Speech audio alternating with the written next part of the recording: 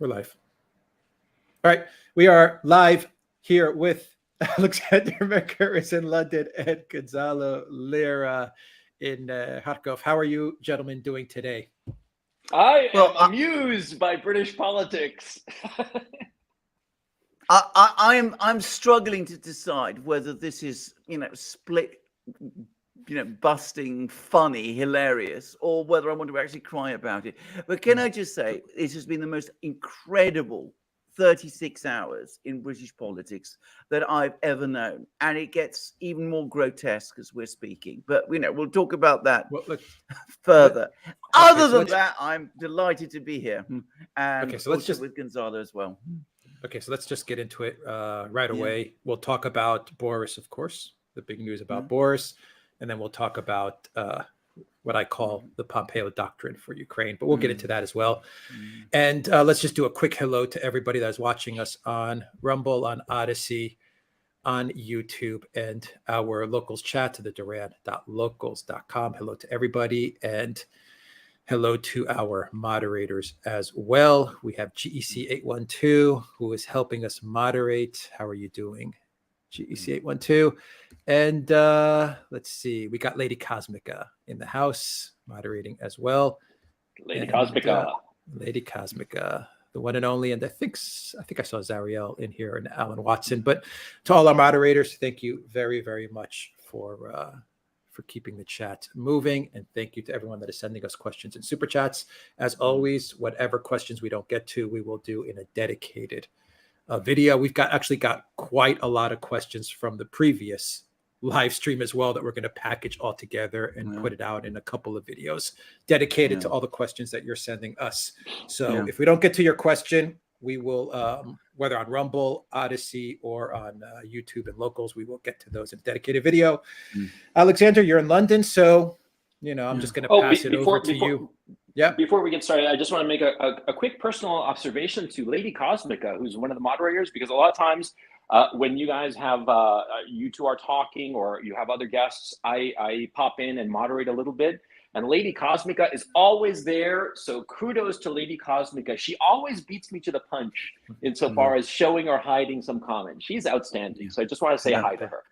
Indeed. Can I just say, we are incredibly blessed with superb moderators, including you, Gonzalo, but Lady Cosmica, right. Alan Watson, all of them. I mean, we are very, very fortunate there. In fact, our community is amazing, if I may say.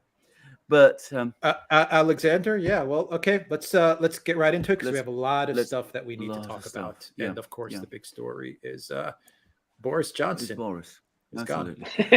well, he's not gone. He's clinging on.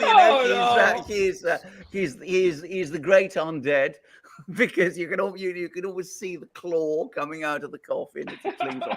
Now, I have obviously lived in London since my adult life, and my political memory of events is unusual because I was from a political family, so I took an interest in politics at an unhealthily young age. So it extends back in terms of British politics to the 1960s, the late 1960s, to Heath and Wilson and all that. I can say without any equivocation that there has never been a 48 hours in British politics as bizarre, as weird, as incredible as the one we are going through. And obviously Boris is at the center of all of this, but we mustn't just think that it's only about Boris, because what we see is a political class that is collectively in a meltdown situation.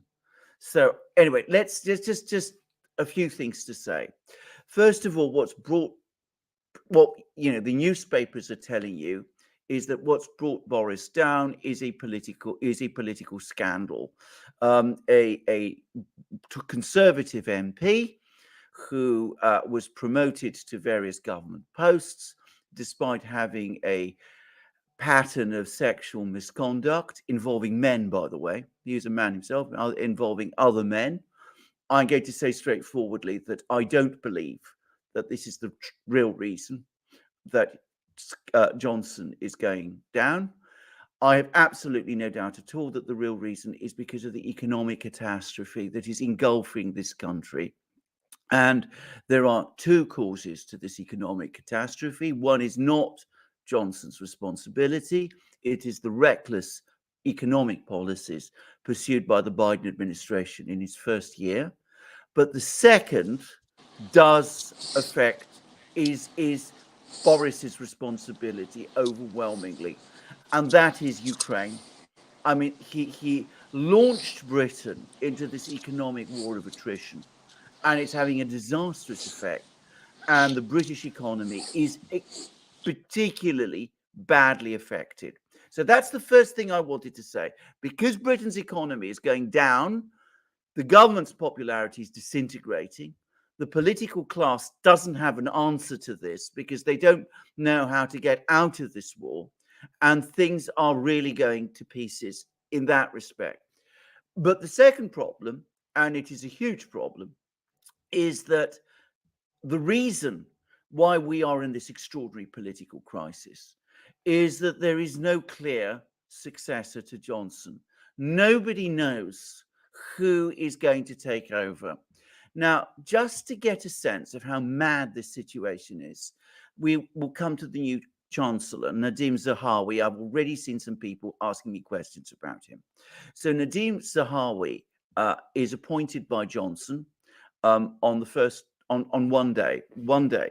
He is said to be a fervid Johnson loyalist. He goes across all of the television stations, telling them about how he's standing by Johnson, how Johnson has his support, the Prime Minister has the support of the cabinet, everything is going to be fine. And then within a few hours, Zahawi is leading a delegation to Downing Street to tell Johnson to go. I mean, that is unbelievable. I mean, just within a few hours, you see this astonishing flip. Now, what has happened to understand the mechanics of this? 2 weeks ago, we had this vote of no confidence in Johnson. And we did a program about it, Alex and I. I said this is terminal. He's lost the support not just of 41% of his MPs, but of most of the non-parliamentary and non-ministerial MPs within the government.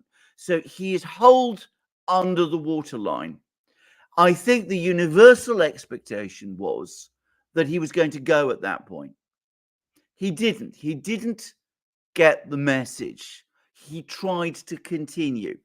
So yesterday so what then happens is we discover this scandal over this MP. Now this is a scandal. This misconduct by this MP is known about this, I'm sure, is known about by everybody. The entire political class knows what this MP has been doing. This scandal has been conjured up again to damage Johnson. Johnson mishandles it in ludicrous ways. He still doesn't get the message. His two of his top cabinet ministers, Rishi Sunak and Syed Javid, then resign. He still won't get the message. So then we have this group of Conservative cabinet ministers led by Zahawi coming along telling him to go. He still tries to cling on. And now what has happened is that apparently the permanent staff, the staff at Downing Street, told Johnson that if he remained, they would collectively resign. So, that there wouldn't be people basically to do all the kind of work that a prime minister needs in order to do his job. So at that point, Johnson says, right, I will resign. But note that he hasn't yet done so. And in the meantime, what he is doing is he's sacking ministers, using his prerogative as prime minister to sack ministers and appoint others. In other words, he is conducting a government reshuffle minutes before he's supposed to resign. This is madness. This is lunacy. It's difficult to know what the public is going to think, but I wonder whether the Conservative Party can survive this crisis. at least in the short term. I mean, it seems to me that if there's an election soon, they're going to be obliterated. But the important thing to say is that there is no clear person to take over. I mean, Zahawi has suddenly been built up as the alternative. But I mean, this very eccentric behavior, agreeing to be appointed by Johnson one day and saying he's going to support Johnson over the course of that day, and then a few hours later, leading a delegation telling Johnson to go. I mean, I can't believe that's not going to have some political consequences. And the trouble is, no one in British politics, not Johnson, not Zahawi, not obviously any of the other people you're hearing about, not Keir Starmer, the Labour leader, are prepared to break with these policies over Ukraine, which are the source of this particular catastrophe. Now, I've been asked a question by Michael Arnold, what is Rees-Mogg doing? Rees-Mogg is supporting Johnson. He apparently came and told Johnson to stay, to fight and to hold on to his position. Now, again, nothing is as it seems. So was that because he really wants Johnson to stay and that he's loyal to Johnson, you know, to the very end? Or is he also maneuvering? Is he keeping Johnson in play so that he can make his own strike and try to capture Johnson's supporters when he makes a leadership bid himself and tries to take on, who knows, Zahawi, Rishi Sunak, Kwarteng, all these sort of names are now in contention. So we can't be sure, but that is what Rees-Mogg is currently doing. Alexander, can I ask you one quick? Can I ask you just one quick question, Alexander? You mentioned the Chris Pincher thing, and I agree with you that it was conjured up in order to push Boris out.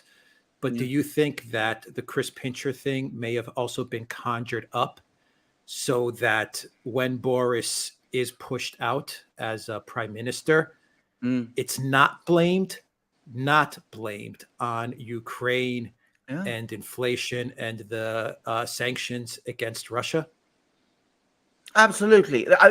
Unequivocally, we are doing all of this. It's all based upon supposed scandals. And, you know, these are real scandals. Can I just say a few things about Chris Pincher? I mean, his behavior is outrageous. I mean, what we are told about his behavior is outrageous.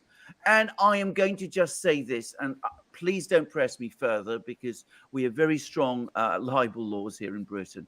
But I strongly suspect that there is a great deal more to the Chris Pincher story than we have been told.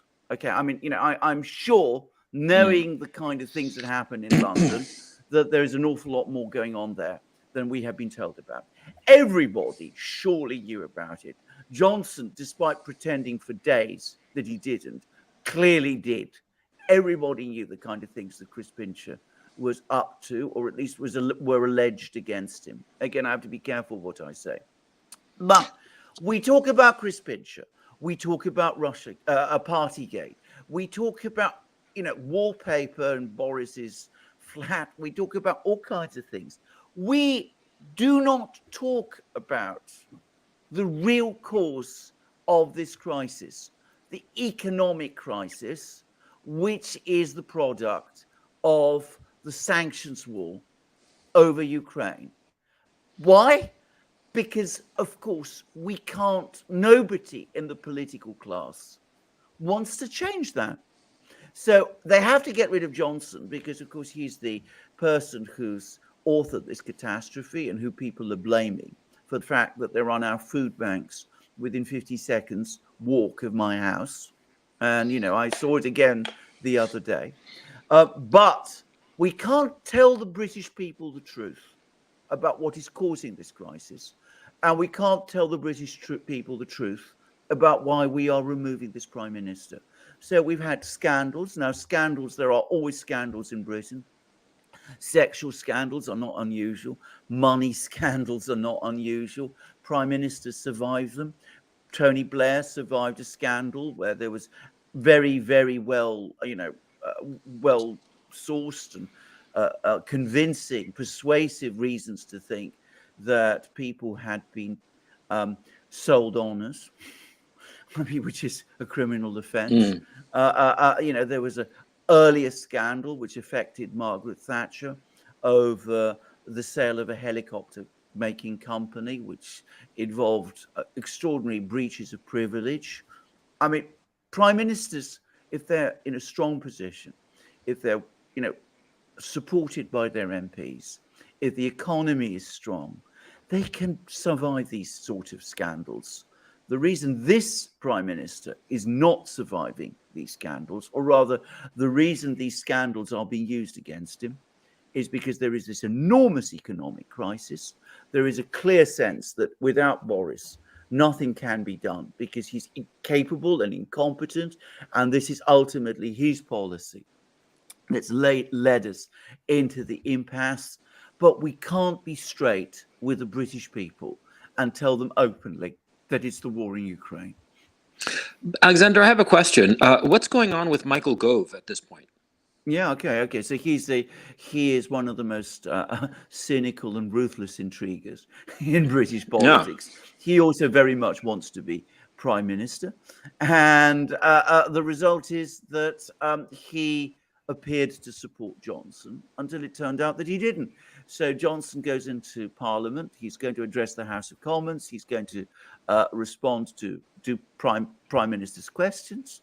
And Gove tells him, as they're preparing together for this meeting with the MPs, this facing of the House of Commons, I think you should go.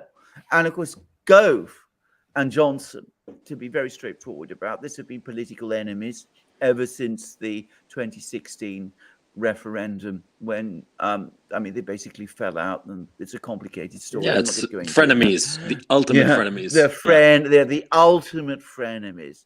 Gove clearly has always thought that he should have been prime minister instead of Johnson, and this was his moment to engineer Boris's removal. I mean, he's probably, I'm guessing now, but I suspect that he's played a big role in organizing the events of the last few hours.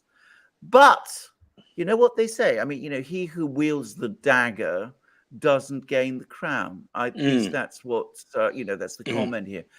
I think it's very unlikely that he'll become prime minister, even if nobody trusts him. Still hopes he does, because nobody trusts him. Exactly. So that's why I don't think he's around. But of course, he's maneuvered. He's worked to oust Johnson. Johnson has now sacked him from the cabinet, which is a bizarre thing. I mean, the new prime minister will almost certainly reappoint him.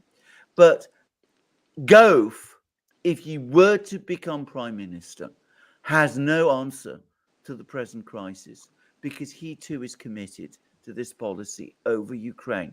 They all are. They're not just committed to it in a kind of weird and dangerous way. They all believe it. I mean, their obsession with Russia has consumed them. Yeah, from what I understand, Boris was actually in favor of reestablishing ties with Putin and the Kremlin, and just sort of like normalizing UK-Russia relationships. And from what I understand, and you gentlemen correct me if I'm wrong, he seems to have had some sort of meeting with the British intelligence people, and he walked out of that meeting and said, "Oh yeah, Putin is the enemy. We have to, crush him," and blah blah. So it seems as if the deep state in the United Kingdom refuses to have any kind of engagement with Russia to Great Britain's economic distress. Absolutely. Can I just say? I mean, I know there's a personal friend of mine, a British person, completely British. Personal friend of mine who in 2019 voted for Johnson because she believed that he would improve relations with Russia, because that was his that was his history. In fact, when he became foreign secretary, when Theresa May appointed him foreign secretary, he had this meeting with the intelligence services. He went into the meeting saying we need to improve relations with Russia. He came out of the meeting saying Russia is our greatest enemy, the greatest threat to world peace in the known universe. Now, what happened at that meeting to persuade him to change his mind? I mean, you can guess as well as me. I mean, with Johnson, it's probably not difficult to find all kinds of good reasons. I'm again choosing my words very carefully, as you understand. On that subject, I saw another question about, Zahawi didn't want to be chancellor and that he was pressured. And, the word blackmail was used into taking the job. Of course. That's how British politics works nowadays. I mean, you've got to understand that is exactly what happens. People are pushed and maneuvered. They often do things they don't want to do. But in Johnson's case, he was tied down into a policy which is the opposite of the one that he said he wanted to follow. But can I say something? I mean, you can be pressured into adopting a policy. In Johnson's case, he did it enthusiastically. I mean, last year, he was talking about, Russia must fail in Ukraine and be seen to fail. He was the person who was going around phoning up everybody saying, we've got to disconnect them from SWIFT. He was the first person to say we need to cut off their oil and gas exports. He wasn't just somebody who was going along because he had to. Having been, pushed into doing it, maybe, he enthusiastically embraced this. And why did he do that? Because, of course, he made the same assumption that British prime ministers always make. Tony Blair made it with Saddam Hussein. Cameron made it with Gaddafi. They all made it with Assad. They thought it was going to be easy. And in Russia's case, they massively underestimated what Russia would do. Johnson thought, we'll impose these sanctions. Russia will collapse like a house of cards. I will then be the great new Churchill. I will be the great new prime minister. My position will be secure forever because I slew the monster in the East. And that was what he thought. And of course, it hasn't turned out like that. But, he isn't able to turn around and change course. On the contrary, he's continued to be one of the most obsessive hardliners. And that obsessive hardline policy is reflected and supported by the entirety of the British political class. And ask a question. Do I think that Johnson leaving will make any real difference to the economic path that Britain and the West are headed? Well, obviously not, for the reasons I said. If you don't end the war of attrition, the economic war of attrition against Russia, how can you improve anything? I mean, things, I'm sorry to say this, have to get a lot worse before people finally start accepting that we've got to change course, not just on this thing, but on a whole lot of others. And I'm just going to finish with these words. This has been the suicide of a government. It came to power in 2019 with, a real opportunity to make things different in Britain. I mean, Johnson had just won the Brexit war. He got a big majority in the election in 2019. He could have done lots of things, lots of important, good things. The way it's been thrown away and the disaster that's wreaked upon Britain and the British people is, I mean, that's the part of it that really makes me cry.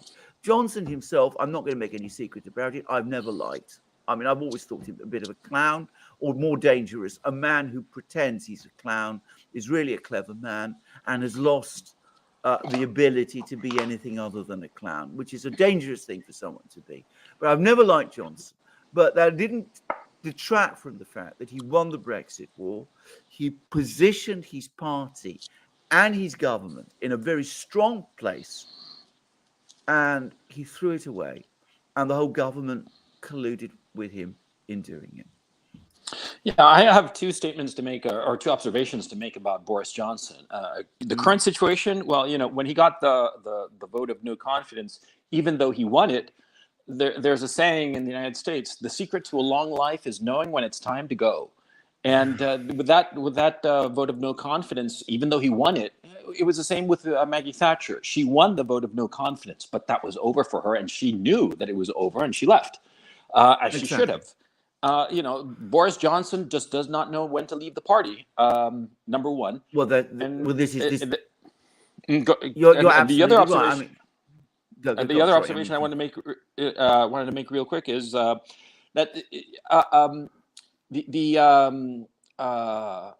oh shoot, it slipped out of my mind. Go ahead, Alexander, please. I'll remember. What I wanted to say is the expression we say in Britain, at least in some circles, we're more, shall we say, courteous people, or at least we pretend to be, is that it's the height of good manners to know when to leave. Yeah. And what happened was Thatcher left with dignity. She did. She was told, she realized that support for her was going, and she wasn't going to put the country and the party through a disaster, and she left. Yeah. Johnson has failed to do that, and he's lost his dignity, and probably the thing that whatever the second, residual. The second observation I wanted to make is that it seems to me that Boris Johnson was always better campaigner than leader. He knew how to sell a position. He knew how to be the guy out there telling people how it ought to be and convincing them to vote his way. But curiously enough, especially in a parliamentarian system like the UK's, he failed to turn that into good governance. I mean, he was an incompetent. Any way you look at it, the COVID fiasco, the Brexit fiasco, now we have problems with Northern Ireland in the United Kingdom, as I understand it. You would know the details better than I, certainly. The whole botched Ukraine thing and the economy going down the tubes. I mean, he doesn't know how to govern, but he knew how to sell. That's what made him so compelling, it seems to me. You're absolutely correct. I mean, what he was, Johnson was the perfect opposition politician, but he never understood how to be in government. When he was in government, he continued to act as if he was still in opposition. And you're absolutely right. I mean, in some ways, he was the perfect postmodern prime minister. He deconstructs everything. He's unable to chart a clear or stable course. He wants to be something as opposed to do anything. It's the being. He wanted to be prime minister, but what's the purpose of being a prime minister, a president, a leader of any organization, no matter how small or humble or how great? It's to do something, accomplish some task as a collective group, reaching a collective goal. And he didn't understand that. He just wanted to be prime minister and get like a statue and some paintings made out of him. Well, that's exactly right. I mean, that's exactly what he was. I mean, he wanted to be prime minister. He felt that he was entitled to be prime minister. Boris has an enormous sense of entitlement. I mean, and that you have to go back into his family history to understand why, and issues of psychology, which I'm not going to debate because I'm not the person to. But the point I want to say is you're absolutely right. When he became prime minister, it was absolutely obvious that he had no plan or idea of what to do. And the man he relied upon to provide him with the plan was his chief of staff, chief advisor, Dominic Cummings. Now, Cummings was an idiot. He wasn't. I mean, Cummings was sorry. I'm thinking of campaigner. I'm thinking of Dominic Raab. My mistake. I had a brain fart. Sorry about that. So, absolutely. Well, we need Dominic Raab. We won't discuss, but I mean, but Cummings. Not Cummings. Cummings, brilliant campaigner. Brilliant campaigner. But when you actually unpack what he was all about, he was, as I've said already, in many places, he was all about process. He was, again, also all about deconstruction. I mean, deconstructing the civil service, appointing weirdos, as he put it, to the civil service, because weirdos are people with more ideas than ordinary people, other people are. I mean, that kind of thing. And he didn't have a real plan, but he did have political skills. And he was at least able to keep Boris focused after a fashion. When Johnson ditched Cummings at the instigation of his wife, by the way, which is already a sign that things are going Weakness. When he did that, when he dropped Cummings, I mean, you can see the straight line from that moment to the events of the last few days, because without Cummings there to keep the party under control, to hold things together, then everything unraveled. I'm going to add one other point about Cummings. Cummings is one of that very rare breed in Britain, a Russophile. He speaks Russian. He's actually done business in Russia. He knows Russia. I am absolutely sure that if he'd been there by Boris's side, he would have told him very clearly, don't get mixed up in Ukraine. And remember, a British Prime Minister in a time of international crisis has great influence. Margaret Thatcher knew that and exercised it. And Britain's historic role is to act as a force of restraint. They're close allies to the United States, and they leverage it, and they come to the Americans and they say, hold on, do we really want to get involved in Ukraine? Do we really know what we're doing here? Tony Blair did the opposite over Iraq. He encouraged Bush into this disastrous war in Iraq, and I'm afraid Johnson capped it.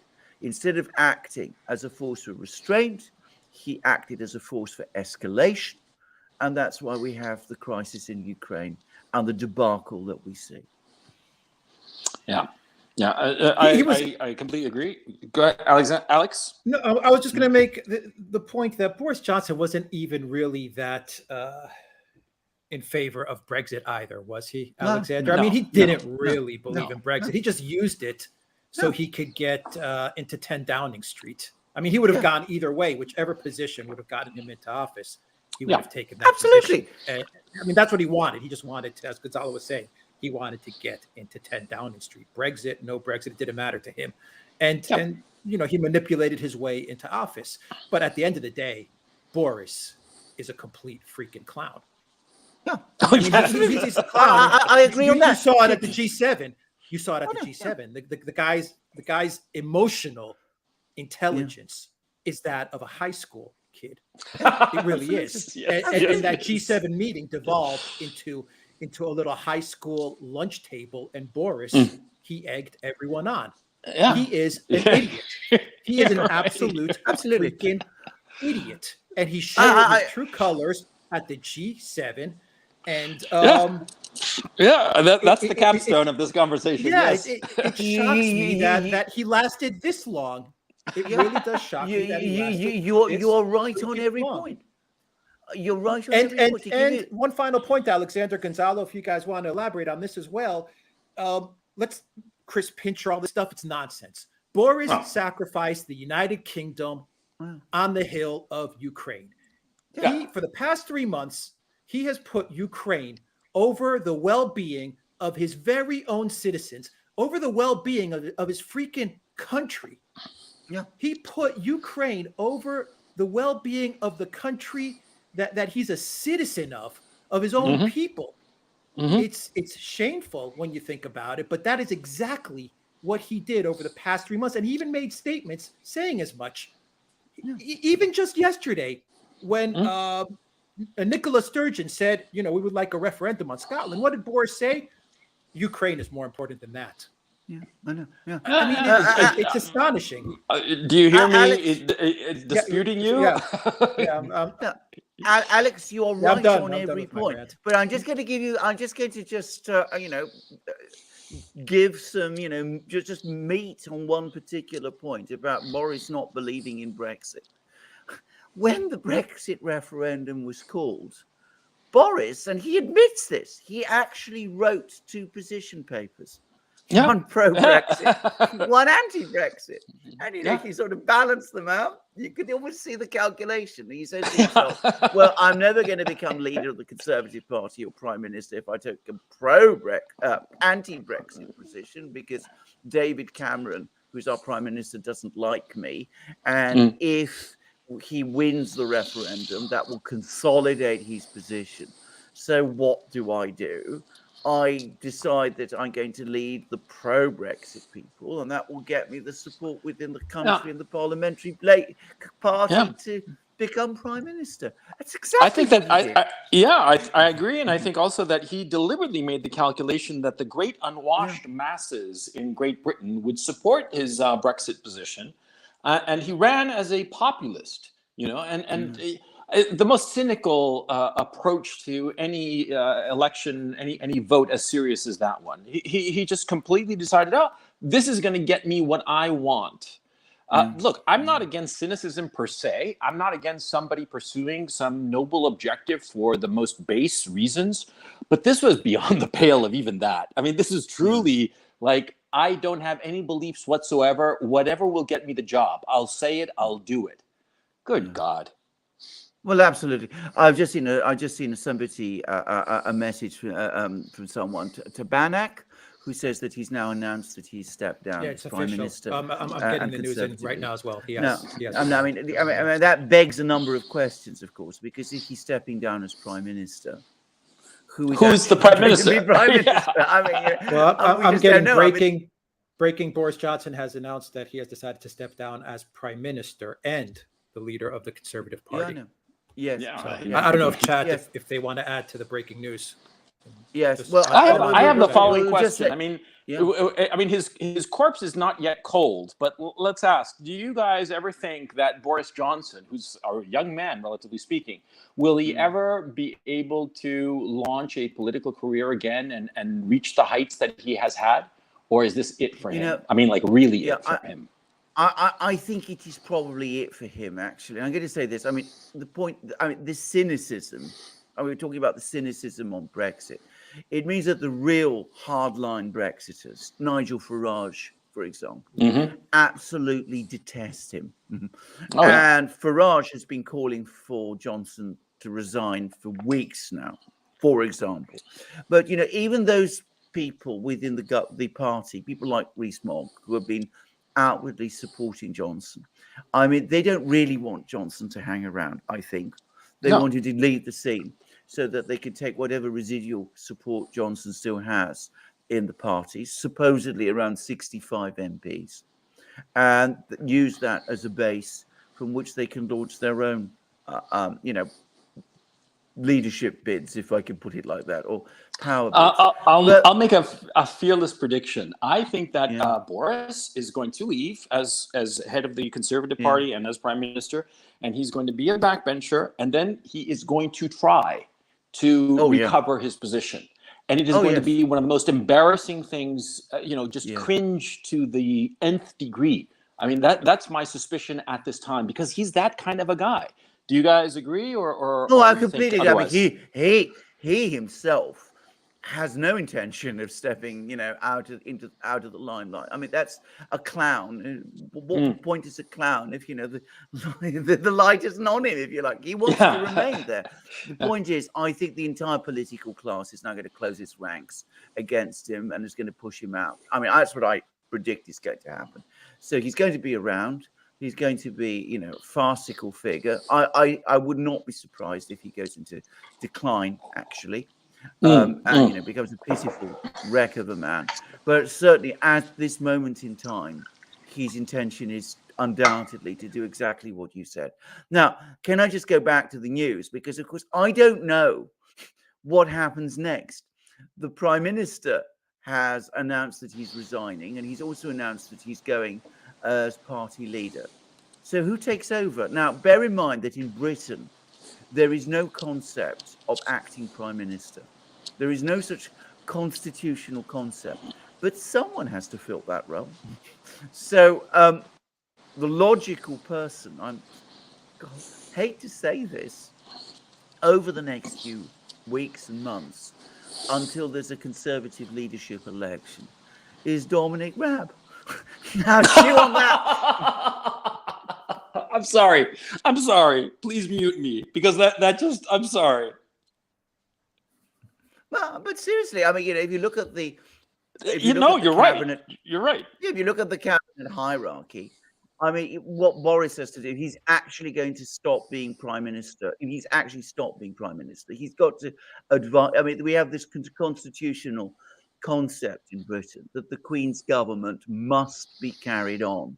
In other words, there must always be a prime minister and there must always be a government. So we can't have a situation where there is no prime minister. And that means a real prime minister, not an acting one, not a prime minister who's limited in what he or she can do.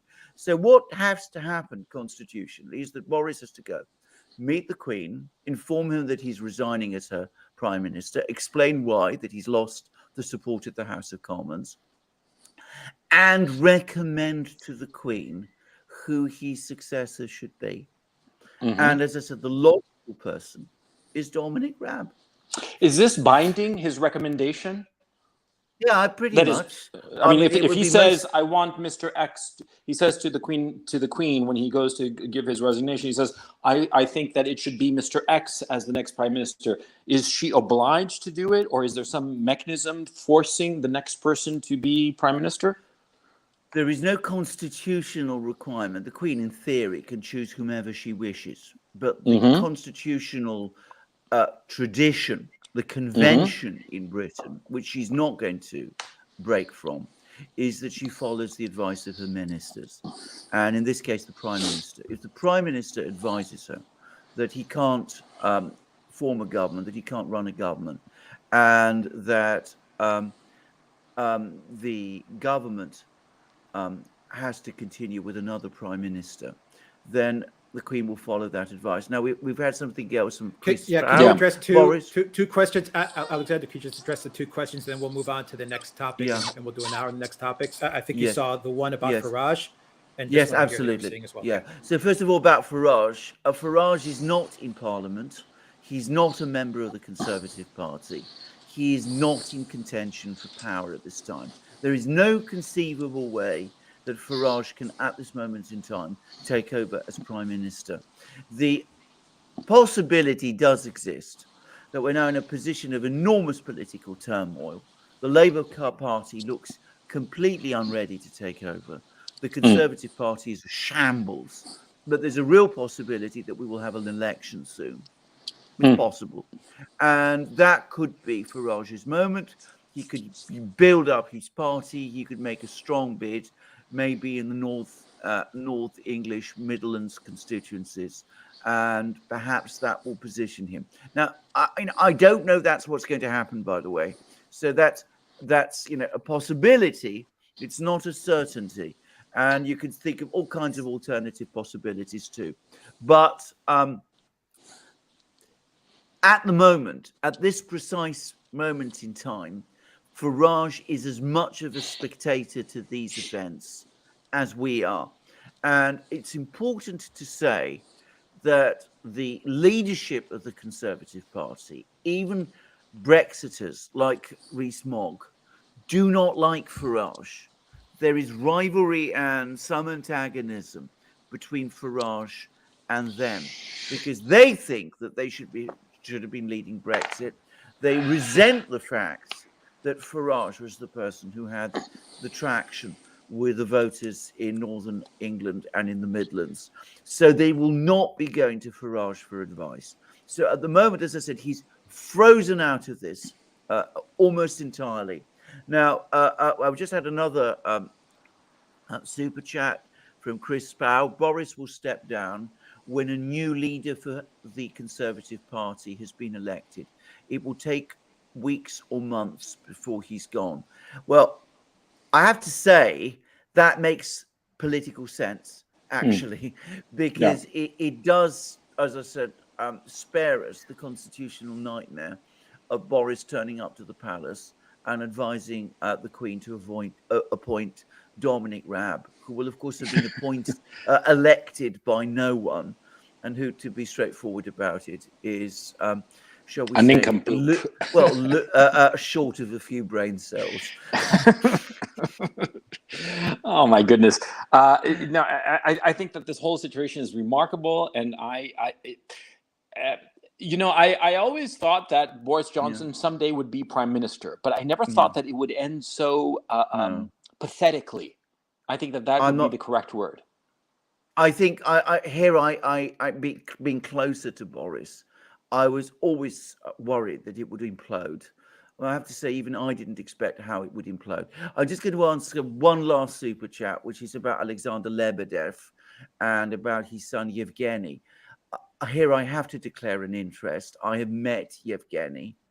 I've just met him, and I liked him. And I've heard many people say that Yevgeny, who actually runs the newspapers in Britain, is a likable and good person. I mean, even David Aranovich, who is fiercely anti-Putin and fiercely anti-Russian, has said as much. Now, Alexander Lebedev is a very strange character. He's an oligarch in Russia. He's ex-KGB. He owns various newspapers, mostly anti-Putin newspapers. He is not certainly an agent of the Russian government. That's all I'm going to say about that. Okay, so let's transition to the Pompeo Ukraine doctrine. But before we transition over to that doctrine, Alexander and Gonzalo, there were a lot of questions in the excuse me, in the chats, all the chats about Germany. Is Germany next? Is Germany the next country that is going to have, I don't know, a regime change of sorts?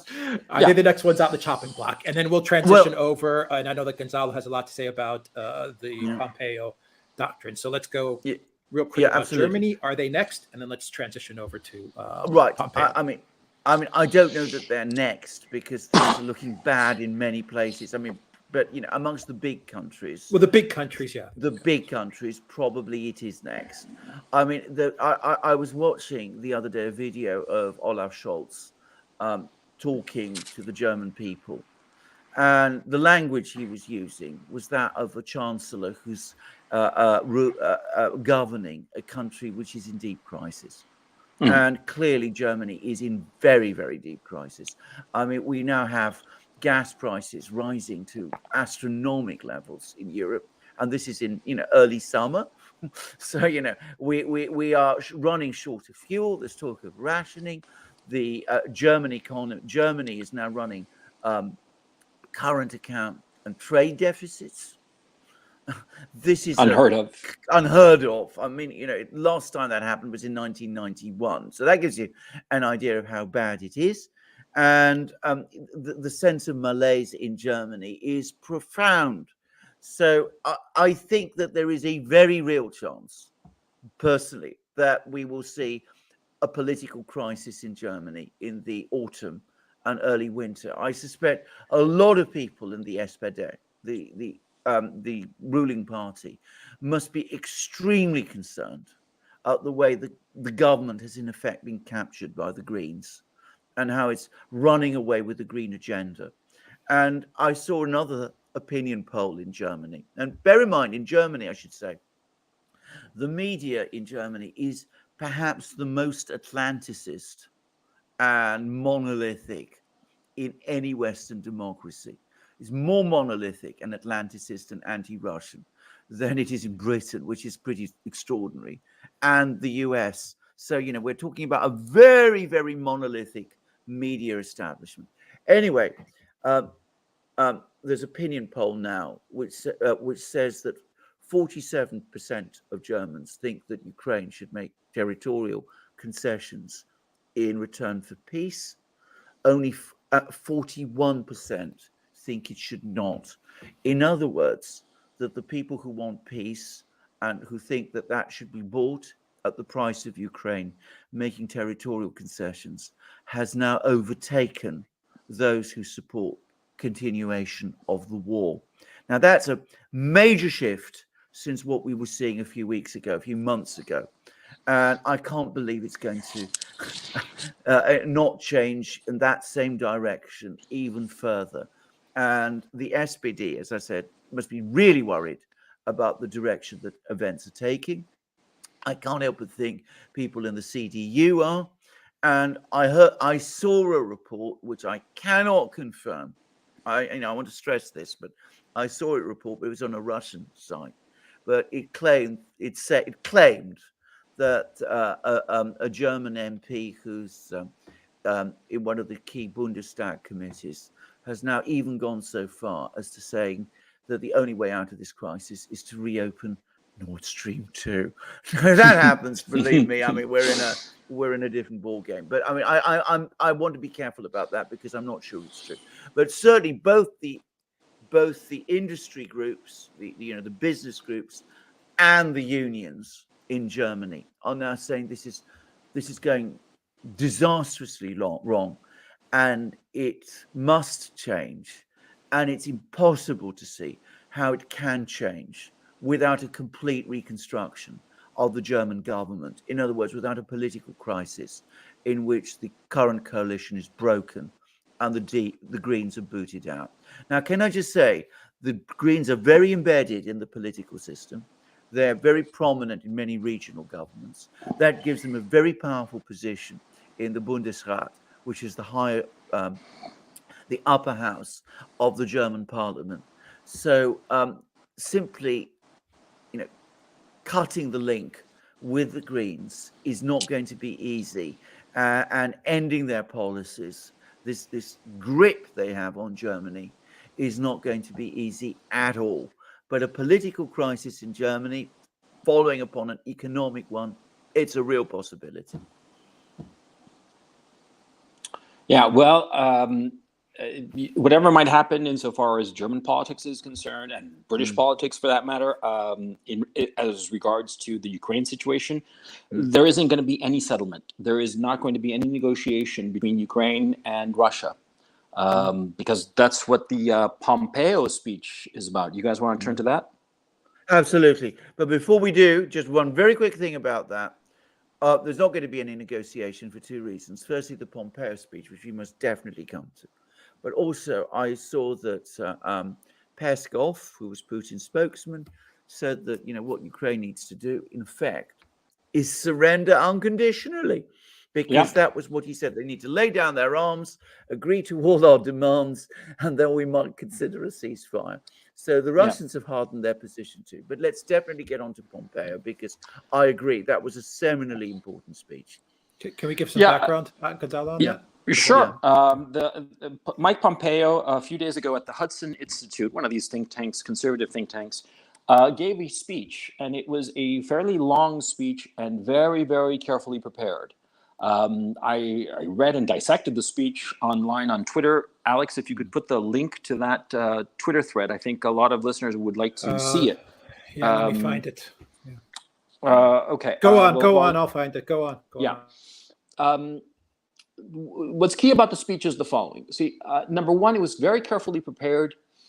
There was one overriding sentence that popped right off the page, and it was clearly something somebody thought about very, very carefully, or many people thought about very carefully, which is the three lighthouses of liberty, and enumerated Ukraine, Israel, and Taiwan. Clearly, I believe, but I cannot prove this, okay? This is my speculation, but I think it's an informed speculation. This document was run by the U.S. State Department, and it was tacitly approved by the Office of the Secretary of State, because it just feels that way. It was very prepared. It was not off the cuff. It was a very prepared speech, very carefully written. And the upshot is, several points. Insofar as Ukraine is concerned, the most important point is that, as you know, Mike Pompeo was the former Secretary of State under Donald Trump. He was brought in as a Secretary of State, and he was considered an adult in the room. Do remember that. He was considered a neocon, pro-Israel type individual, but somebody that could be worked with by all sectors of the foreign policy establishment. He is part of the blob. Whatsoever any pro-Trump person might claim, he is, or anti-Trump person for that matter, Pompeo is part of the establishment, the foreign policy establishment, okay? So in the speech, he says several points that are very key. Number one, he explicitly says that Russia and China are united, an alliance in all but name. He talks about the Eurasian challenge, and he's referring to Russia, China.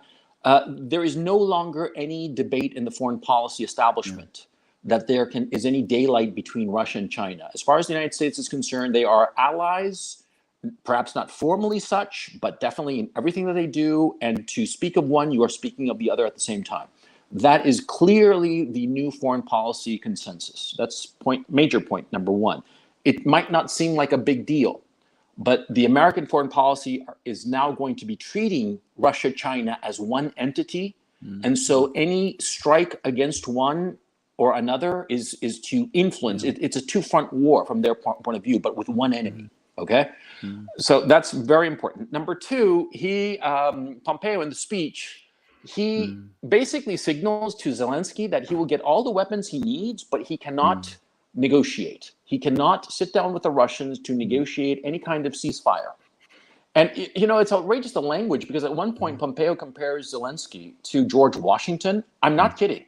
Zelensky, apart from being, a drug addict, clearly, he is a corrupt individual who has stolen close to $600 million from the Ukrainian nation that he has parked outside of Ukraine.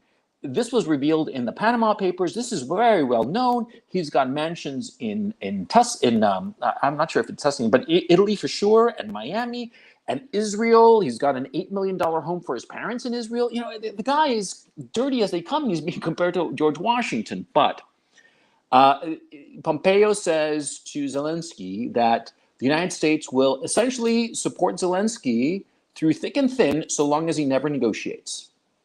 And that's a key issue. And so whatever kind of whatever the popular sentiment may be in Germany, in the United Kingdom, in the United States even, the foreign policy establishment does not care. It only cares about continuing the war. And this fits in very nicely with what Lloyd Austin, the Secretary of Defense, said recently, that the mission is to weaken Russia. So they view the continuation of the war, even if it is catastrophic for Ukraine, as a method to weaken Russia. And so they don't care how many Ukrainian people die. They don't care what happens to the Ukrainian nation. They will continue to supply weapons. But in the speech, it was equally clear that Mike Pompeo, speaking for himself, certainly, and probably for a large fraction, if not a majority of the foreign policy establishment, said explicitly that American soldiers would not go to Ukraine. I think that was a big deal. I think that we have passed that moment when the Pentagon and NATO I think we have passed the moment where the Pentagon and NATO would realistically consider sending American or NATO troops to Ukraine or aircraft. I think that they have realized that the Russians are simply too strong militarily, and it would be foolish, a needless escalation that would damage them. And so I think that moment, thankfully, insofar as the Ukrainian crisis, with this speech, it seems that we have passed that moment. Of course, anything can happen. But at least based on this speech, no U.S. involvement directly, although lots of weapons. Pompeo enumerates the weapons in this speech and that kind of thing. But the emphasis, no negotiations. So this inevitably will lead to the total destruction of the Ukrainian nation, because the Russians, they're just going to keep on advancing. They've had a major breakthrough with the capture of Lysychansk. The next obstacle on their path from the east to the west is Kramatorsk. And after that, there's basically nothing really serious all the way to the Polish border.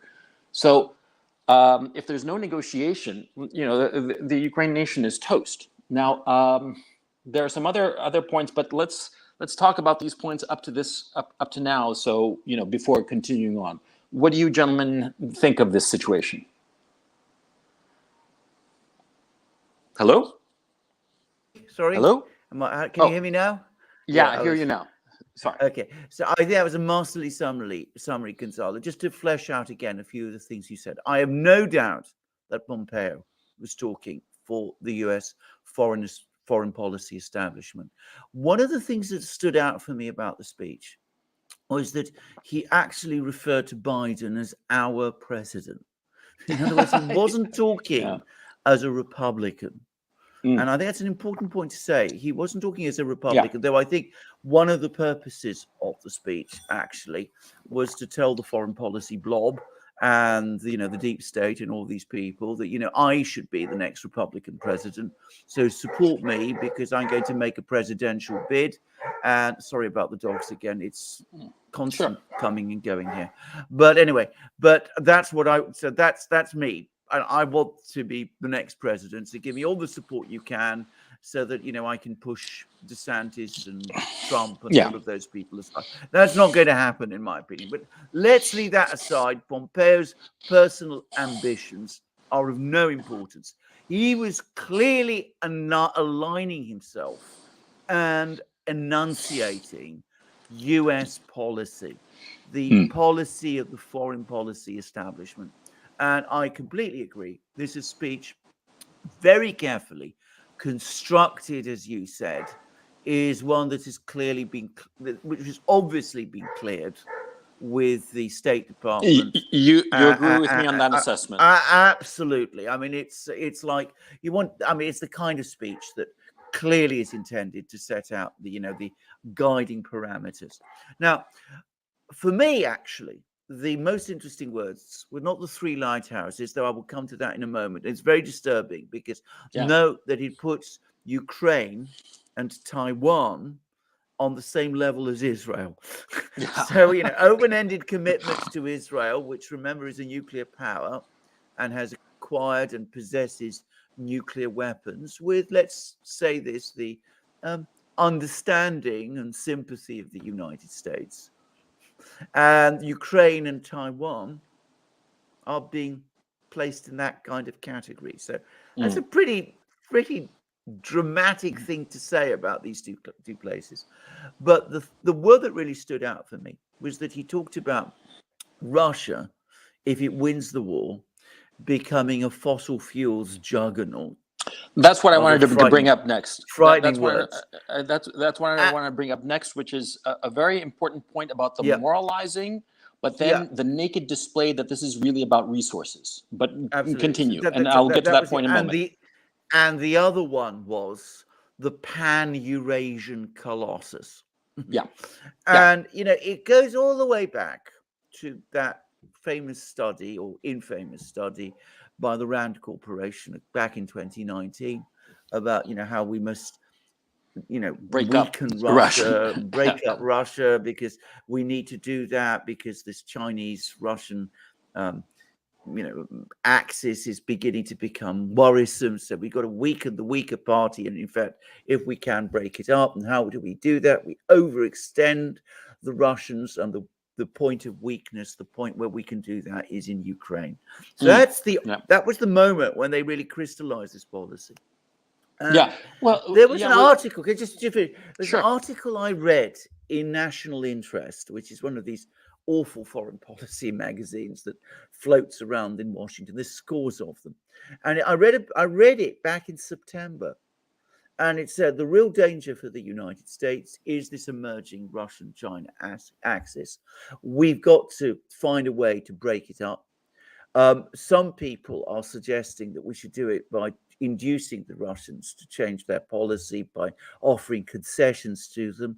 No, we can't do that. That would be betraying our values. So what we've got to do is we've got to defeat Russia by arranging a defeat for Russia in Ukraine. Now, I remember reading that article in September and thinking it was mad. But that's the policy. That's the policy that's been followed. And we see that Pompeo, in spite of everything, is sticking by it. And you're absolutely right. Cynical misuse of Ukraine. The cynicism of it is astonishing. Well, there's still a lot to unpack of this speech. So I want to get through it because it's very important on a number of points. And I think that, first of all, one of the things that's very interesting about the speech is how he cloaks the whole thing in moralism, that we are saving the Ukrainians from this genocidal maniac, he calls it a planned genocide, which is absurd. I'm here in Ukraine in the middle of what is about to be the Eastern Front. And I can tell you that the Russians are going out of their way to not harm civilians or civilian infrastructure. The notion that it's a planned genocide is absurd. But Pompeo is spewing this nonsense because he is trying at all costs to demonize Putin and make Putin's actions, have his ambitions be considered megalomaniacal, suicidal. I mean, the language that he uses, he says here at one point, and I'm looking at the speech right now, Putin has this dream to reestablish a lost empire. What Putin has ordained, however, is not war with any justifiable purpose, but a pact of death to which Putin has forced his nation's signature. Forced his nation's signature. Now, it's absurd language. He's basically trying to make Putin out to be a World War II figure that we all know, that we don't dare mention because, you know, the YouTube algorithm, but we all know who we're talking about. The AH fellow, right? And so this, of course, negates any possibility that Putin and the Kremlin have justifiable motivations. And Pompeo refers to Putin when he does. He looks at Putin's motivations as purely material to gain resources. And that's the interesting part of the speech for me, because he's cloaking the language of the speech in this, we have to fight this evil monster. And then he pivots very deftly into this notion of, we have to stop him from getting all of these resources that rightfully belong to us in the United States and our Western allies. And that's where, you know, he sort of like gives the game away halfway through the speech, that the whole issue of fighting Russia and China is to get at their resources or to install regimes that will be docile to the interests of the West. And I think that, yeah, like I said in this Twitter thread, there was a monster Twitter thread. It was like 26 tweets. I didn't even realize it as I was doing it. But anyway, you know, Pompeo ascribes to Putin all kinds of motivations that are absolute nonsense, denies Russia or the Kremlin or Putin's justifications for any kind of action, let alone war-making actions. And he goes on to this moralizing spree. And what is interesting is that it's all about sending weapons to Ukraine. And also, Pompeo is very careful to say that France and Germany cannot, under any circumstances, bow to Putin and the Kremlin. I think that this is a cornerstone of the foreign policy establishment. And I think that we were talking before about Boris Johnson and Olaf Scholz. Olaf Scholz's days might be numbered. Certainly Boris Johnson's days are over. But whoever replaces them will continue with the exact same policy, irrespective of the damage it causes Germany and the United Kingdom. Because this is what the American foreign policy wants. It still thinks that sanctions will hurt Putin and the Russians somehow or other. So it has to continue. This is the tragedy for Europe. Because if you're in Europe right now listening to us, your economy is going to be absolutely ruined. Pompeo is telling you in the speech that it's going to be ruined. Am I wrong? No, you're right. You're right on every point. Can I just also, however, make 2 points? Firstly, you're absolutely right that this is a speech of incredible cynicism dressed up in moralizing prose. Now, that is classic neocon behavior. They always do this. They always talk about values, about all the usual things that we, you know, people in America believe in, you know, but, you know, they abuse these words. And when you actually peer through all, you know, this veil of moralizing and talk about democracy, freedom, all that kind of thing, what you find is very cynical, incredibly cynical, and very ruthless and very callous great power calculations. But of course, they are stupid great power calculations, because when you also take a step back, he talks about this existential threat of the pan-Eurasian colossus of China and Russia. And you're absolutely right. This is the final admission, the full admission now that China and Russia are, you know, allies. I mean, I think at the very start of the war, they thought that they might be able to, you know, create distance between China and Russia. They now realize that's not going to happen, and it's something we need to talk about perhaps in a little while. But he talks about the existential danger of the pan-Eurasian colossus. He is utterly blind to the fact that he and people like him in Washington have been instrumental in creating it.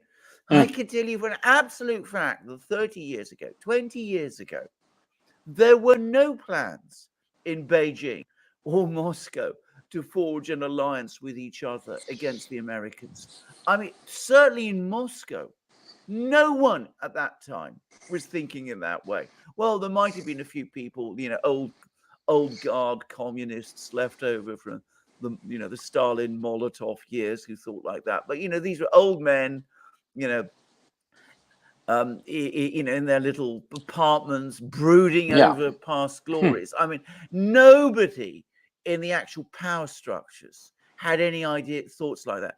Putin had no thoughts like that. He wanted good relations with China, but his focus then was on establishing a friendship with the United States and with the West.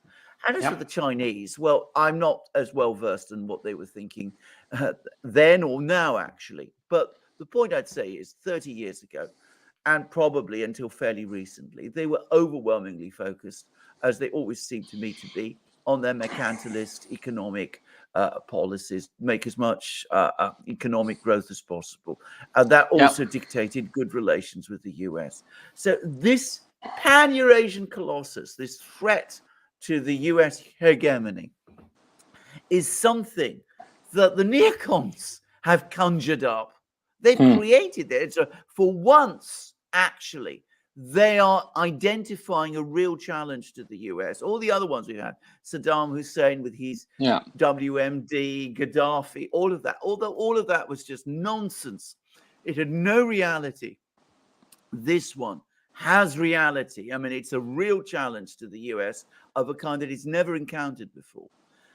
Yeah, and here comes no acknowledgement that they've created it, and understanding that the policy he's pursuing in Ukraine is intensifying it and is actually strengthening it, because you see that the Russians are winning in Ukraine, and the Chinese are now talking more and more about investing in the Russian economy. They're going to start working with the Russians on car production, as they've already started with aircraft production. And they're going to work together on microprocessors and chips and all that kind of thing. Oh, so, there's something else. A quick parenthesis about the Russian economy, really quickly, as people aren't realizing. You see, this war in Ukraine is going to be over, and more likely than not, it'll be just a Russia show. They'll take over the whole country, and then they'll start dismembering it, and they'll integrate the eastern and southern slices of Ukraine into the Russian Federation. Nobody seems to realize the following: the reconstruction of this damaged portion of Ukraine will be extremely expensive. One could argue that it's going to be between 500 billion and $1 trillion without breaking a sweat. Here comes the key issue. All of that money is going to be spent domestically in the Russian economy. Because of the sanctions, Russia will not be able to import or spend money on European or American technologies or material or equipment. And so what will happen is that it will be all domestic spending. It will be a huge what do you call the FDR program? A huge New Deal for Russia. It will be extraordinary, let alone the Chinese investment. And here I want to pivot to something that's extremely important. I think the most important part of the speech, that I think that we kind of like buried the lead, but I think that this is, if anybody takes away anything from the speech, this is it. And it's the following. Mike Pompeo says, and I'm going to read directly from what he wrote, and this is a catastrophe. He says, "It is my steadfast view that our government should immediately confer diplomatic recognition to Taiwan, for it is a free and sovereign country. Our recognition of Taiwan should not hinge on what will occur. Taiwan is already an independent country. Our government should simply reflect that fact." Now, let me underline one sentence. Our recognition of Taiwan should not hinge on what will occur. Now, that for sentence, he is saying that the United States should give diplomatic recognition to Taiwan. The speech is very clearly reflective of the thinking of a large segment, if not the majority segment, of the foreign policy establishment. And we all know that China has made it very, very clear that if the United States declares Taiwan independence, that is a red line for them, and they are going to take over Taiwan. It seems to me that this speech, the key takeaway is that it is setting up for the recognition of Taiwan and for the United States to support Taiwan independence efforts indefinitely, which will lead, of course, to a war between the United States and China. This is a catastrophe. Yeah. What do you think? Yeah. No, I agree. Now, can I first of all say that those words, to my mind, also confirm that this is a speech which Pompeo has agreed with people in the US government, because what he's talking about there, if you unpack it, and if you look at what the US government has been doing, or at least what the State Department has been doing, it's been absolutely clear that they've been heading in the direction of recognizing Taiwanese independence ever since the Biden administration took office. I mean, they've been taking, the State Department has been making move after move in that direction. It's clear it's what Blinken wants to do. It's clear that it's the State Department's intention to achieve it. They've been talking about setting up a representative office of Taiwan in Washington. They've been talking about all kinds of other things. And I know people still are reluctant to believe that this will trigger a war. And I can understand why. But I think that the Chinese, when they talk about their red lines on Taiwan, are being absolutely serious. And I think that that is how they're going to respond. Now, you're quite right when he talks about, regardless of what the consequences will be, those are chilling words, because of course consequences can mean war. And it means an open-ended war. Well, it's a war between the United States and China, actual fighting between the Chinese military and the US military. Now, that is an almost unthinkable proposition, or it should be an unthinkable proposition. And the very fact that someone like Pompeo is talking in this way, with every sign that is being backed by the administration, or at least by prominent people in the administration, is nightmarish. Now, I read, I think it was just yesterday, again, I can't remember the place I saw it, but I read that the FBI and the CIA are apparently advising the US government that China is now taking steps to prepare for sanctions, that they're preparing for a sanctions war. And I have to say that this reinforces a suspicion that I know some people have. I've never known quite what to make of it, that one of the purposes of these lockdowns that China has been announcing, which have been very strange, is that they are in fact dress rehearsals for the fact that China might have to take similar steps in case of a war in the Pacific. And of course, what do the Chinese need to do if there's going to be a war in the Pacific? They need to make sure that they have Russia at their back.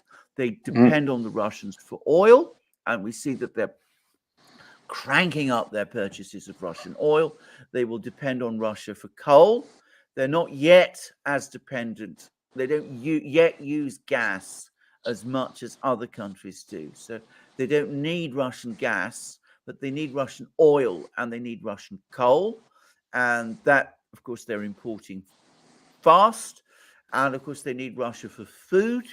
They need Russia for all the essential minerals, the heavy metals, the metals, the rare earths, all of those things that the Russians can supply in abundance. So that's where I come back. It's a crazy policy, a disastrous policy, an unbelievably reckless and dangerous policy. Well, my thinking too is that is conjuring up the very danger that Pompeo is warning against.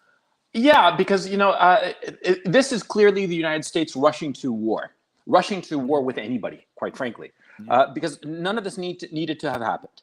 And it's you can argue that it's been baked into the cake since the start of the global war on terror. You can say, as I would argue, that this is started really with the famous 1996 essay, A Clean Break, written by Douglas Feith, that the Israeli government rejected, and which the little group of the Progress for a New American Century, Feith, Kristol, all those crazy people, took hold to the American establishment and plugged it in and created the nightmare that we have been experiencing over the last 25 years. But be that as it may, the point remains that the United States is going to war with China for sure in the short term being the next 18 months. It seems obvious to me based on this speech, because the key issue to give credibility to the speech is if you agree that it was likely vetted by the State Department that gave it at least its tacit blessing. Now, a tacit blessing would mean, of course, that if they didn't like any sentence in it, they'd cut it out. That sentence of saying, we will recognize Taiwan irrespective of the consequences, that tells me right away that the State Department is gunning for war. And yes, you're right. The Chinese, they're not fools. They are probably preparing for war. And a lot of these lockdowns, I've heard the same rumor that it's not COVID. They're prepping for what they're going to have to do in the case of nuclear strikes. That's what the whole thing is about. You know, I mean, we're playing with nuclear war here. Yeah. And what is going to be won? That is the question that I'd like to answer. What are we fighting over? What thing will be won in such a conflict? I'd like somebody to answer that question.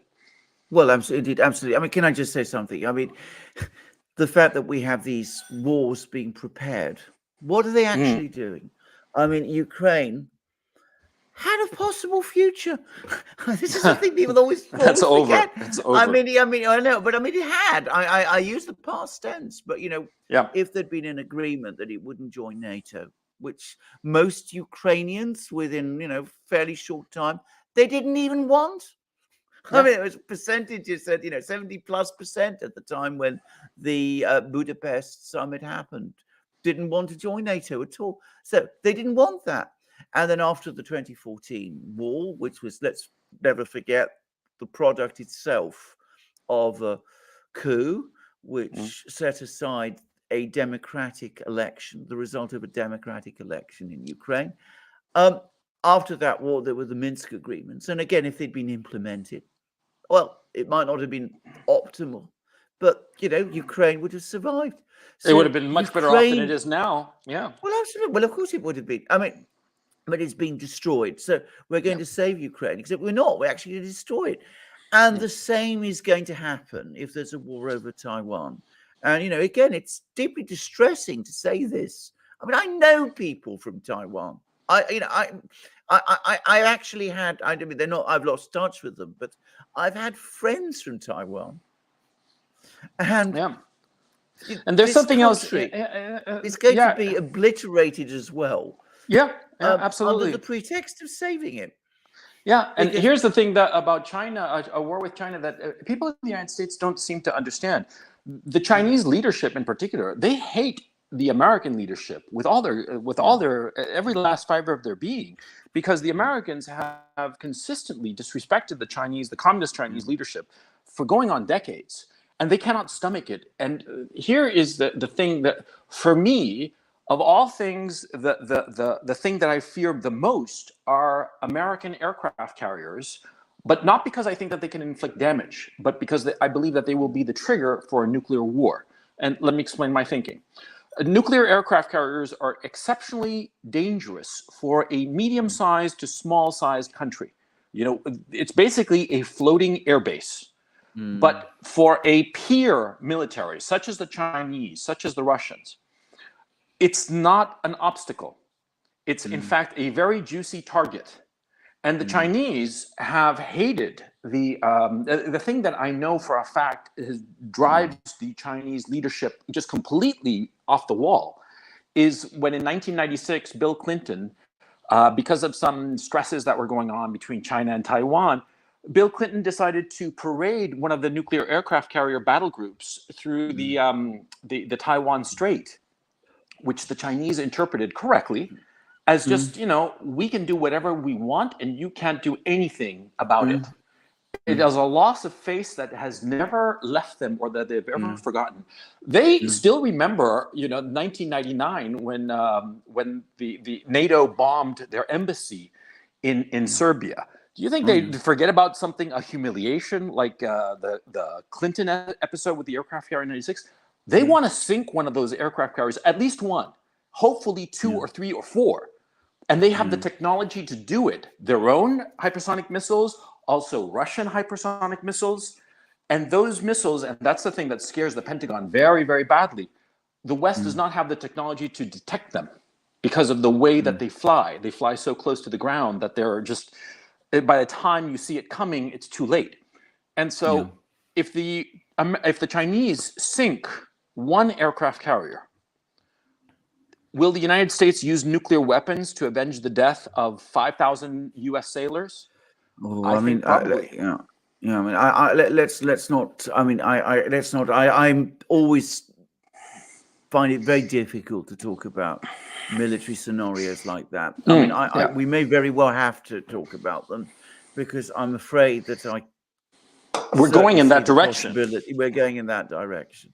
Yeah. But I mean, it is very, very troubling that we are already talking about those sort of things, about those kind of scenarios. I'm not a military person, as I always say, but my goodness, I mean, but you know, just to finish off on the point I made before, there is no reason. There has been no reason for this. The situation between China and Taiwan until 2 years ago was stable. I mean, there was a pro-independence government in Taiwan. If the United States had come along and said to them, well, look, you do what you want within Taiwan, but be under no doubt we will not recognize it or support it. But nothing. Chinese have no interest at this moment in time in invading Taiwan. They're not looking for this fight any more than I think the Russians were looking for a fight in Ukraine this year. No. But I mean, they've been provoked into this. And as it was a stable situation, as it could have been a stable situation in Ukraine. We see again how the neocons treat countries, nations, as pawns in a great chess game, a geopolitical chess game that they're always playing. And of course, it's disastrous for the pawns. But what makes it even worse? They're not even good at it. The neocons always lose. Exactly. Yeah. You said the thing. They always lose. Yeah, but and look, I have to argue this, that it seems to me that it is a relatively small cabal of people who are running the American foreign policy. It is people principally associated with the Israeli American grouping coming out of Israel, coalescing around the Progress for the New American Century. These rabid neocon crazy people who think that aggression is the only way to deal with another country. And if you are stronger than the other nation, then you have to treat them with disrespect, with contempt. You have to act towards them like a lord towards some minor peon, some minor peasant. And I think that it's a despicable way of acting. And this cabal of individuals, the Kagan family, Victoria Nuland, Anthony Blinken, other peripheral figures, or Wolfowitz, are figures who were central in the past, but whose influence remains. All of these people view human beings as cattle. They don't view human beings as worthy of respect, worthy of taking care of them, and worthy of negotiating and coming to compromises and agreements that will be mutually satisfactory. No, they only treat others as cattle, as pawns, as disposable. I think it's a despicable attitude, and unfortunately it has permeated the entire American foreign policy establishment, and it is driving forth this notion of war with Russia and China, and it is crazy. And these people ought to be removed, as far as I'm concerned, removed and prosecuted. Of course, I mean removed in a legal sense. They should be prosecuted for crimes against humanity because they are doing that. This is what they are doing. They are pushing for a war that will have only victims, only casualties, and where nothing will be won. This is as catastrophic as the First World War. That seems to me that we are... the summer of 1914, this is what it feels like, to tell you the truth. This is how I feel, at least. I don't know if you gentlemen feel the same way. No, absolutely. I mean, it's... No, well, go next. I just want to say, I think that in order for even the neocons, or at least people in the U.S. Establishment, to go along with the war against Taiwan, against China, with regards to Taiwan, I still think they have to get through Russia. And I think that prevails as far as foreign policy in the DC establishment. I'm not saying they're not going to poke at China. They're not going to go up the sanctions escalator with China as well. But I still think that there's going to be a lot of doubt in the collective West with regards to starting something up in China without getting through Russia. That's just my own feeling. I'm not saying it's not going to happen, but yeah, I'm not so sure. I see your point, but you know, the guest you had yesterday or the day before, Larry Johnson, is just fantastic. He's such a smart guy. And you guys were talking with him, and he was mentioning the fact that he knew for a fact the commander of American forces in the Far East, in China, was deliberately setting up provocations with the Chinese. I think that one of those provocations is going to work, number one. Number two, I think also that what has happened so far in Ukraine spooked the Pentagon. And I do not think that the Pentagon will ever allow itself to be in a position to go head to head with the Russians. And so I see your point that you're saying, Alex, that these neocon crazies have to get over Russia first before they take on the bigger foe of China. But I think that they're going to just elide Russia and just move on straight to China, to tell you the truth. Yeah, I mean, what I'm saying more specifically is that the neocons, they want to go after China. Yes. They want to go after Russia. Yes. But what I'm saying is that the people in and around the neocons, the other people who are not neocons, but are dealing with the neocons on an everyday basis, even the neoliberals, even someone like Obama, someone like Obama, they're going to say, you know what? Let me think of a neocon, Mr. Bolton. Yep. I hear what you're saying. Let's go after China now, but we can't go after China given how the state of things are with regards to Russia and what's going on in Ukraine. So I think that, or even a Schultz, even a Rutte, Macron, I think they're going to have a very, very hard time to align themselves with the neocon project of going after China if they can't resolve Russia first. And I think they're trying to resolve Russia. They tried they wanted regime change. We all know that. And I think a lot of this is connected to a type of Thucydides trap. The neocons definitely are seeing a rising hegemon in China with Russia, and they're in that trap. They're saying, okay, if this is going to be our rival and they're rising, we either have to work with them and accept a multipolar world, or we have to fight them. And I think their strategy was, let's get regime change in Russia, let's fight the Russians, and then let's go after the Chinese. And so they tried the regime change, they tried the shock and awe. It did not work, and now I believe they're in panic mode. And I'm starting to think that their strategy right now, and I'm spitballing here, is we have to dismantle Russia. We have to get regime change no matter what, and then we agree with you, neocons. We'll go after Russia. We'll go after China. We're all in. But in order to dismantle Russia, in order to get that regime change, now, given that the shock and awe sanctions have not worked, we have to, and this is where I'm going to spitball, we have to induce a recession. We have to create a panic. And why do I say that? Because everything in and around the G7 right now is focusing around Yellen and oil price caps and sanctioning energy and driving the price of energy somehow down.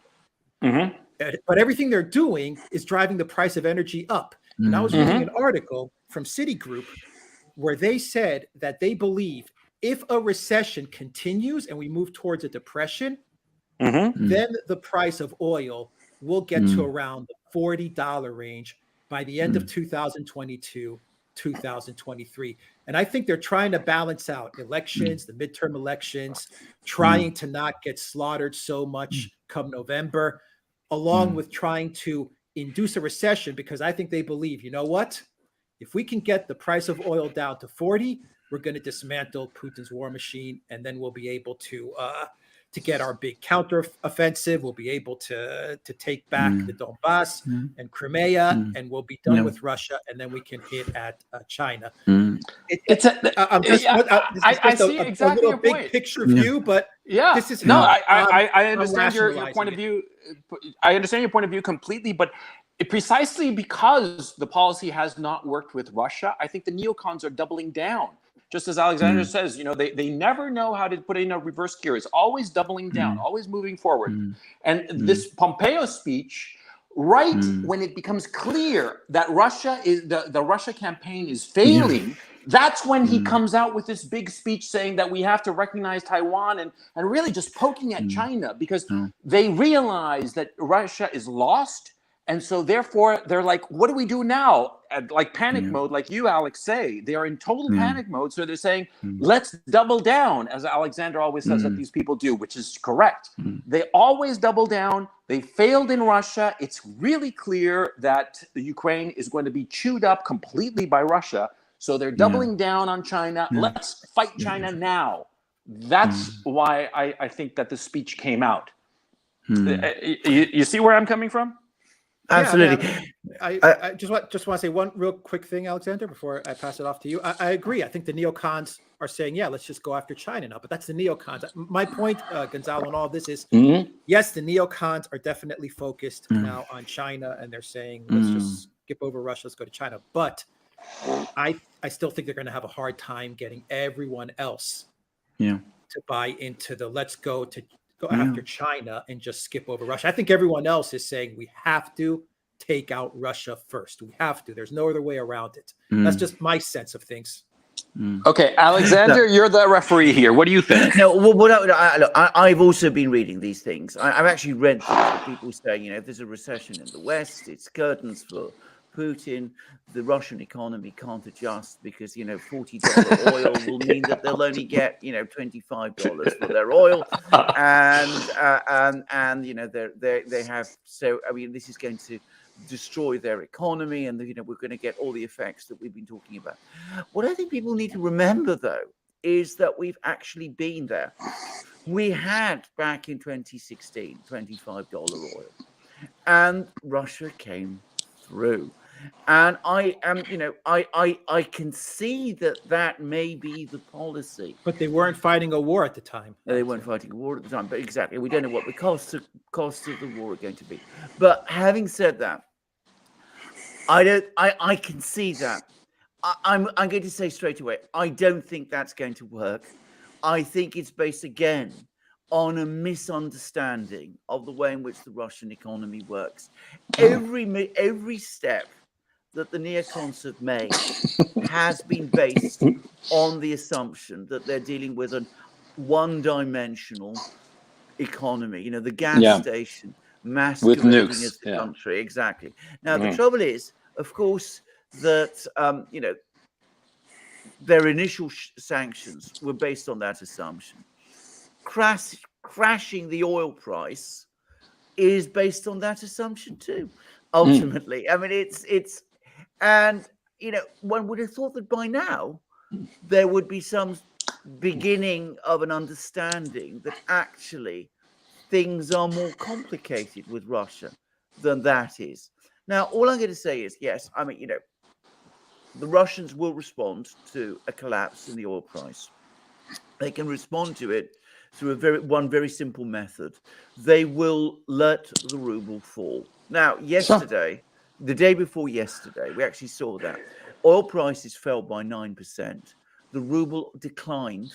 The value of the ruble fell in parallel, and they will do the same. If the price of oil falls, the Russians bring down the price of the ruble with it, so that the money that goes to the Russian treasury remains at about the same level as it was before. There will be problems in Russia, but the Russian economy is far more diversified and industrially complex than they understand. Now, having said that, it's not a question of whether or not this will succeed. It won't succeed. The question is this what their thinking is? It wouldn't surprise me, because They are getting desperate.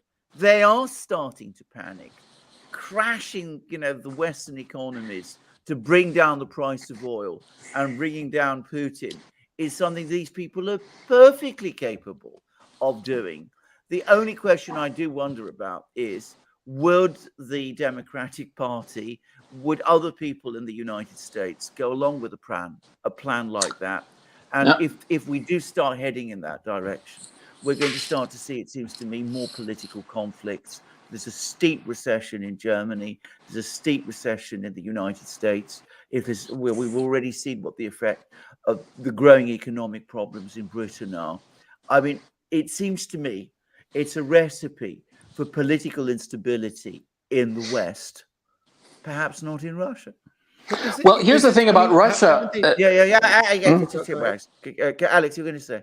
No, I was just going to say, I mean, haven't they already told us that this is the plan? I mean, the guy that was on CNN the other day, the Biden aide, he said, we have to do this for the new world order. Olaf Scholz said we have to suffer because of, I mean, this is for them. I know. I think crashing the economy for them is, look, everybody, this is a war of attrition. Everyone's going to suffer because we are going to bring the economies down because, like Gonzalo and Alexander, like you both said, we fully believe that Russia is a gas station masquerading as a country.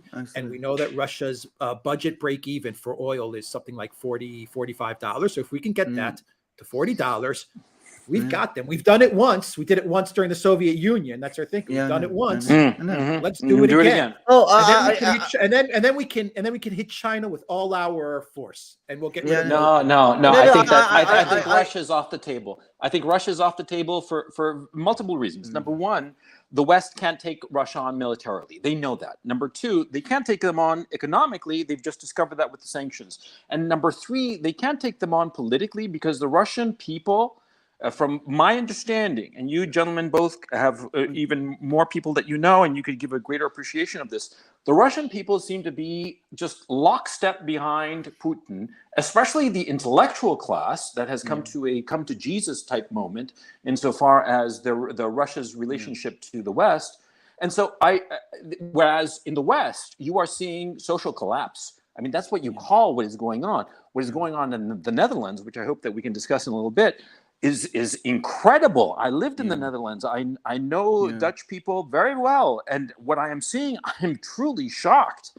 But let's hold off for that. What my point is that, see, the West socially and politically is collapsing and leaderless. The Russians have got everything locked down tight. They're winning. I think that the neocons, they only understand force and strength, and they're not so stupid as not to realize that Putin, the Kremlin, the Russians, they are all rock steady, and they are winning. And to go against them is just foolish. So that's why they want to change the name of the game and turn it into let's fight the Chinese to save Taiwan. I think that's the thing that's going on. I think that in the Twitter handles, very soon you're going to start seeing the Taiwanese flag replacing the Ukrainian flag. I think that's the direction of travel insofar as this global catastrophe is on. You see, the trouble is, you may both be right. That's the point to say. I think there will be resistance, a lot of resistance in Europe to starting an adventure in the Pacific. But having said that, and this is the thing that I always worry about where the neocons are concerned, they are terrible. They lose all their wars, but in Washington and in Brussels, they win all their bureaucratic battles. And they're very, very good at this. I mean, give them their due. Whenever they want to start a war somewhere, they're able to do it. And they're able to prolong a war. I can perfectly easily see how they could try to bring down Russia by starting a major economic crisis, or so they think, which will bring down oil prices and create, as they imagine, problems for Putin. And the question is not whether the Russians will buckle under that. I predict that they won't. I think that they will adjust to it. Remember, they're psychologically prepared for adjusting to these things. But I think the Russians will get through, just as I thought they would get through the sanctions attack in February, if you remember. But the question is, what do the neocons think? If they think they can win this way, I can certainly see them doing it. And of course, you can have an economic crisis in the West with all kinds of political consequences flowing from that.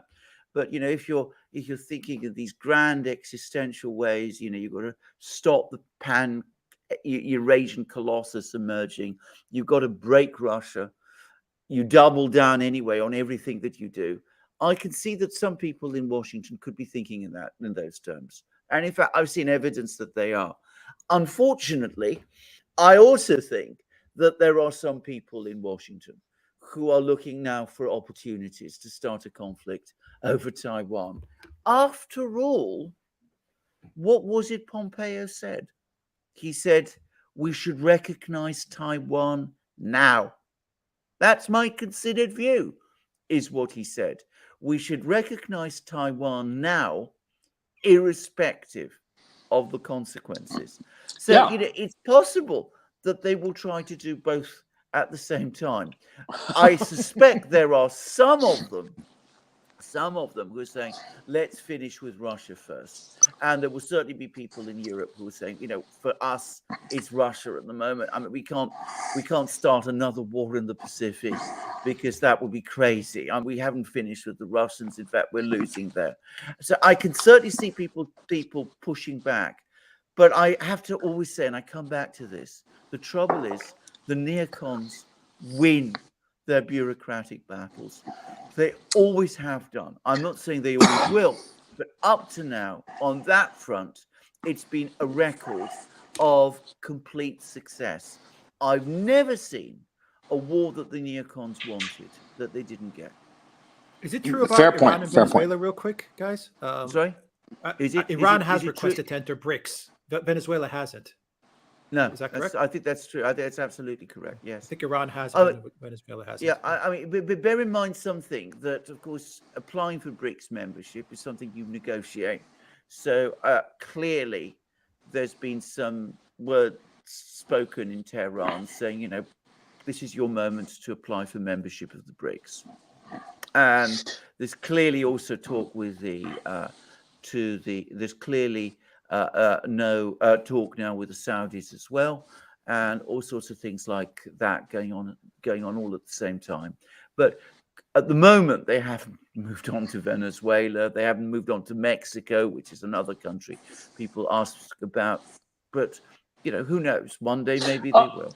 I have to say, just to put it on the record here on your wonderful program, that I have said repeatedly over the last 18 months that the Biden administration is planning on getting rid of Mohammed bin Salman in Saudi Arabia through some sort of quasi color revolution or something.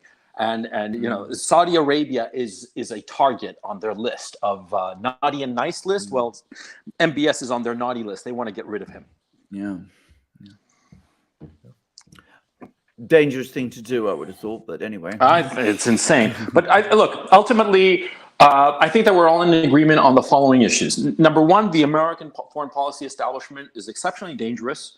And what it wants is to cause conflict and war for indeterminate reasons, really. And that's the thing that I find most striking. It's more of wanting to start wars without any clear sense of what it would gain other than maintain American unipolar hegemony. Yeah. Would that be a fair assessment? Well, indeed. And if you're going to start a global economic recession, which could turn into an absolute crisis in order to preserve this hegemony, I mean, it is almost as bad. I mean, recessions. I mean, I've lived through a few. I mean, I happen to be one of those people who, as we discussed previously, I believe recessions, normal recessions, are part of a business cycle, and you have to get through them. But to actually induce one in order to knock out a geopolitical rival is crazy. And again, it's playing with people's lives. It's playing God with people's lives in a way that you should never do. But, that's the neocons for you. I mean, I coming back to Pompeo's speech, the cynicism is what stands out ultimately, because he's talking all kinds of words about Ukraine. He's talking all sorts of words about Taiwan. But ultimately, it's all about preserving US hegemony so that he and his friends can advance their globalist project. It's not even ultimately about the US, by the way. I mean, that's the other thing. I mean, he doesn't talk about the American people anywhere and their material interests anywhere in his speech. Here's so many of that. Let me read a paragraph that I found so striking, and I very much want both of yours commentary on this paragraph that I'm going to read. It's near the end of the speech. It's a very long speech. I printed it out, and it was 14 pages. And this is on the 12th page, roughly 8 or 9 paragraphs before the end. He says here the following, and I'm going to read you, if you don't mind, the paragraph in full because it's bizarre. He says, this is right after he says, it is my steadfast view that our government should immediately confer diplomatic recognition to Taiwan, for it is a free and sovereign country. Our recognition of Taiwan should not hinge on what will occur.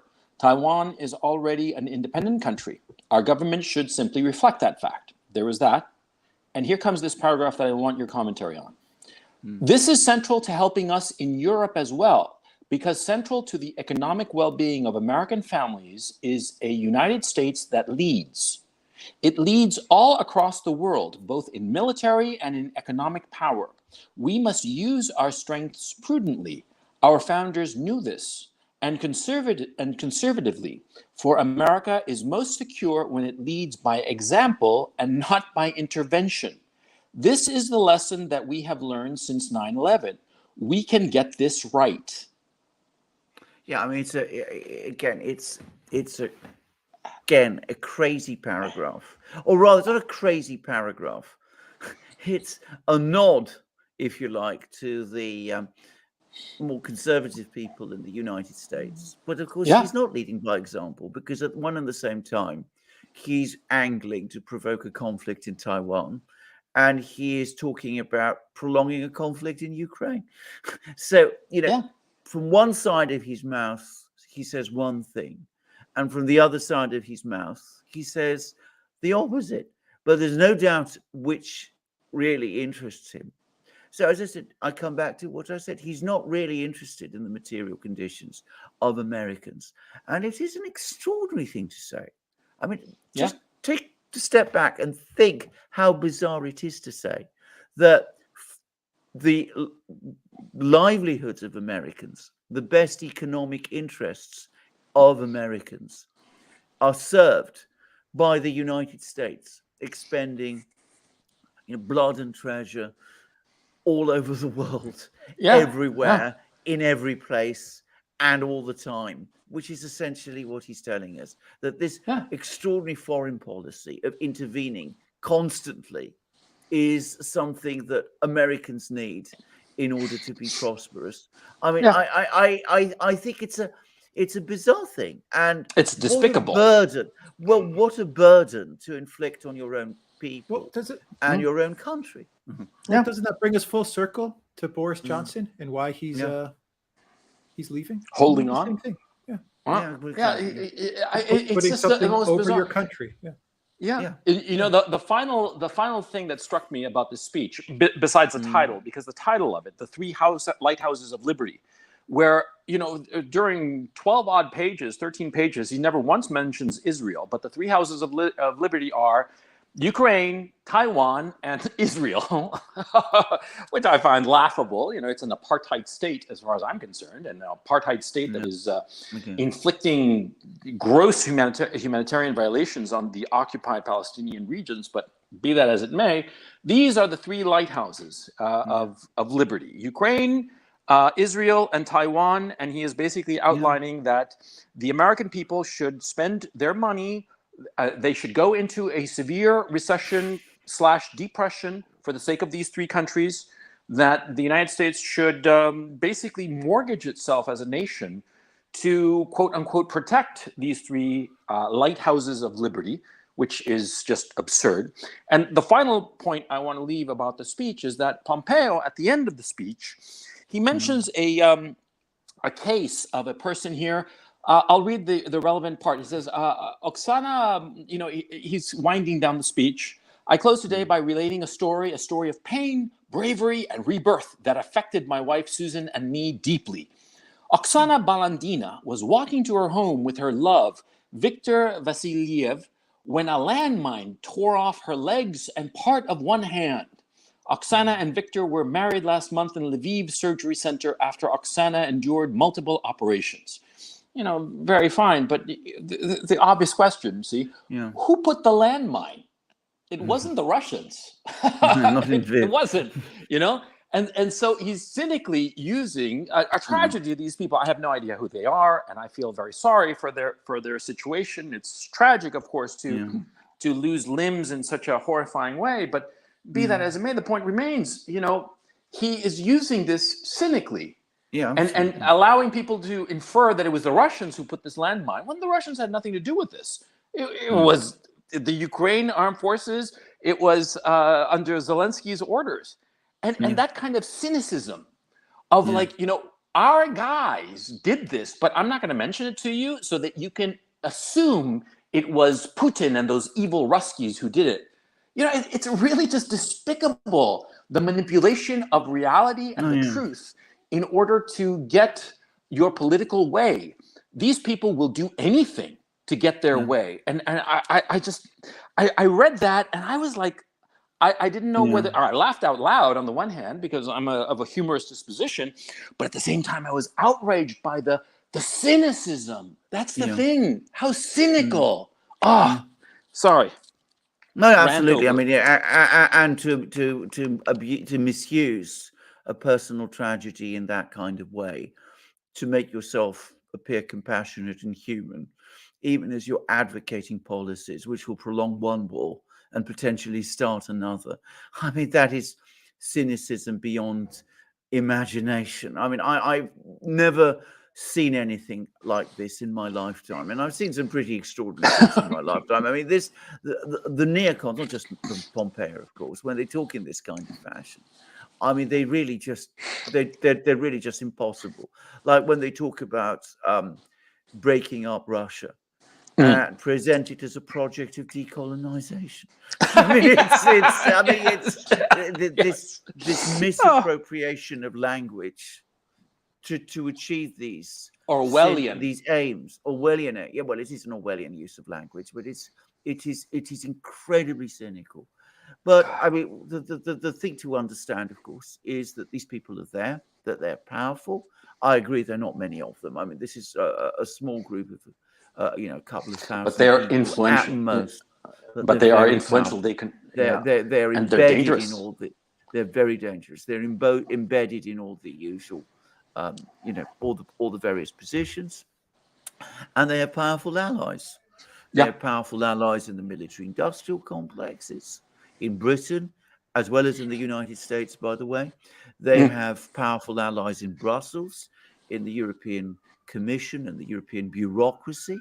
And of course, the overriding group, the whole idea of the globalist system. Because, when we talk about the rules-based order, hegemony and all that kind of thing, ultimately, that's what it all amounts to in the end. It's one rule for everybody, decided by people like them. That's essentially what it's about. And anyway, but I mean, it's very, very dangerous. And look, I don't know what's going to happen. I mean, I'm confident that we're going to see a conclusion to the war in Ukraine on Russian terms. Of that, I'm absolutely sure. You can send more HIMARS, you can do all kinds of things, but I think the growing opinion is that this is going to end in only one way. Oh yeah, I mean it's very clear here on the ground that the Russians are already, just to give a little local color, here in Kharkov, the Russians have been getting a lot closer. The attacks, I have no idea if they are missile attacks or artillery attacks, but they are consistent. They are happening in the middle of the night. That they are hitting, with a couple of strikes. I'm assuming that they are missile strikes. Because it's not a consistent barrage. It's like, pinpoint, kind of like one and then a second perhaps. And it happens, between 11 p.m. and 4 a.m. Consistently, and they're getting closer. I'm in the city center of Kharkov, and they are getting noticeably closer. Last night, as a matter of fact, I thought that one of my windows was going to break. That's how loud it was. And it's something that is increasing here in Kharkov. From what I understand of a lot of analysts, military summary is a great one on that. That the Russians are basically slowly enveloping the city of Kharkov, but of course they're not going to assault it, although they're going to hit it with precision strikes at decision-making centers, as they've said. What's going on in the East Ukraine? It's clear that the Eastern Front is collapsing, and the Russians. You see it in the video of the Russian fighters. Their morale is high. Their equipment is shiny, new. Their clothing. You can see it in their gloves, in their weapons. They are well prepared, well supplied, well stocked with fresh gear, and their morale is sky high. I mean, you can just looking at a video, you can see how not elated, but just well done job kind of thing. And that kind of morale is it's priceless for an army. And so it's very clear that the Russians are just going to continue rolling across Ukraine. And a lot of people say, well, they're taking so much time in the East, it's going to be years before they get to the Polish border. No, you have to understand that what's happening in the East, in the area of conflict, is that all of those are heavily fortified Ukrainian positions that have been steadily overrun. I'm speaking here for the chat, for those people who don't know, that those fortified positions, which have been fortified over the last 8 years, these trenches, fortifications, and all the rest of it, it takes a while to clear those out, to take them, to clear them out, to secure them. But once the Russians get beyond that, and the key issue is the city of Kramatorsk. If you look at a map, the last serious fortifications are at Kramatorsk. Once the Russians pass Kramatorsk, that's it. There's essentially nothing between Kramatorsk all the way to the Polish border. And so then you're going to see a lot more maneuver warfare, a lot more fast advance. This is an analysis that I've heard from multiple sources, military sources who know more or less what they're talking about, that the Western analysts have said, oh, it's so slow and this and that. Well, the timetable, it takes a while to cover and clear these areas that are fortified. But once they get past them, and like I said, Kramatorsk is the key. Once they cross Kramatorsk, which they will, it's inevitable. It's just a matter of when. But after that, it's going to be a very fast rush across Ukraine. And there you're going to see, quote unquote, blitzkrieg. But it's basically just eating up terrain and taking it over. And the Russians are going to take over the whole country. Somebody, I can't say who, but somebody said to me that Donbass was the shield of Ukraine. Yeah. Because that's where the fortifications were, that's where the best troops were. And the way the geography of the area with these cities, these little towns, each of which one begins where the other starts, meant that rather like the Ruhr, there isn't actually very much maneuver space. So it has to be incremental. And this person also said that, just as you did, that once Donbass is cleared, the only remaining barrier in order to get to Western Ukraine is the river. It's the Dnieper River. Yeah. And of course, the Russians have all these amphibious ships, which I'm sure they're going to be using for all kinds of purposes there. But anyway, I agree. I mean, I think that the Russians are now clearly winning. And by the way, that is reflected in increasing numbers of articles that you're seeing appear in the British media as well. I mean, I read one just the other day in the Daily Telegraph, which is the most pro-Ukrainian newspaper of all, which said the Ukrainians are running out of time, for example. So, I mean, you after Lysychansk fell, you got this shift. People started to say, this isn't working after all. Ukraine's losing its best men. It's losing its best equipment. It can't sustain this war indefinitely. But, coming back to the original point, if you've invested everything, if you want to break Russia, if you thought you could break Russia in Ukraine, and you're a neocon and you've raised it all to existential levels and you're frightened of the pan-Eurasian colossus, then of course you're not going to stop, because, you know, in your own mind and in the minds of the people around you, you've talked this up now to such levels that you can't stop. So no, they've gotten hysterical. What are you going to do? You can either escalate in military terms, but nobody really thinks that's going to work. And I read a piece in Die Welt, which apparently now says that the actual level of military supply to Ukraine is actually falling, which is exactly what I said a while ago, because the Western militaries are now putting their foot down. So if you're going to break Russia, well, try to get oil down to $40 a barrel. That might be one way of doing it. And that means a recession. And of course, at the same time, you can't, if you're going to be losing in one place, well, start a war somewhere else. And, you know, if you can't start it in, you know, Ethiopia or the Middle East or somewhere like that, Middle East is a possibility, by the way. I mean, you know, Iran, you know, you might start something there. But of course, the obvious one is Taiwan. So, you know, it's how these people think, I'm afraid, and the kind of pathology, if you like, that they have. And it's a very dangerous one.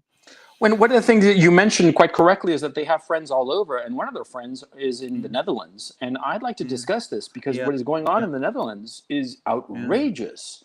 For those of you who don't know, and here is a telling thing, the news media is not reporting this at all, is that there are massive demonstrations in the Netherlands, of all the places, a place of just incredible common spirit and solidarity between the people. But the farmers are protesting like never before in Dutch history, because of some insane climate change rules that the government is insisting on implementing, that will mean the bankruptcy of farmers, that will be forced to shut down, to cull their herds in order to reduce nitrogen dioxide, which, by the way, is a trivial gas. It is extremely fragile. It breaks down very quickly, and nitrogen, as everybody knows, is 72% of the atmosphere that we breathe. So this is a nonsensical excuse for very, very damaging policies. And the Dutch farmers are revolting. They have blocked the highways between the Netherlands and Germany. And here's something else that I could not believe this. I saw this yesterday. Dutch police started shooting at a farmer's tractor. I've never seen any. I mean, I was truly shocked. For those of you who don't know, I lived in Amsterdam for a couple of years. I have a lot of Dutch acquaintances, a lot of Dutch people whom I consider friends, and I know them. I've like I said, I lived there for a couple of years, and I can tell you that the Dutch are the most measured people, and I could not believe that. It was. I'm sorry, I'm speechless. No. Well, it is the drift to authoritarianism that we're now seeing in every part of the West. I mean, you remember how in Canada just a few months ago, there was all these response to the truckers, and we're seeing the same thing happened in the Netherlands. And I'm afraid we've got to get accustomed to this, because especially if there's going to be an economic crisis, a recession, which now looks inevitable, and if we see more protests. Yeah, but what's outrageous is that, see, it's basically they are the authorities are implementing policies that serve no purpose whatsoever except virtue signaling, and they are hurting their own citizens. And rather than try to talk to them to try to bring this down, try to come to some sort of agreement, or at least scale back these measures, like you said, they double down more and harder, and crack down and break their skulls and shoot them. I cannot believe it. It's something that because what happened also is that I saw some of the video, and there are places that I recognize. There was some tractors racing through Amsterdam. I walked down those streets, those very streets where I saw those tractors. I walked there every day when I went to my office in Amsterdam. And so I'm like, holy cow, this is crazy. I'm sorry. I'm sorry. No. By the way, I should say, I mean, like many British people, I also know the Netherlands very well. We're very close. And, you know, people from Britain often go to the Netherlands, and Dutch people speak English. So it's two countries that know each other very well. And for Well, it one invaded brief Britain. period, well, I know for one brief period we shared the same king. So I mean, it's not a country that's far away. And I mean, I agree with everything you've said. This is a very orderly country overall. Very, very, measured country, as you correctly said. A bit like Britain in that respect. And of course, it's very shocking to see these things. But,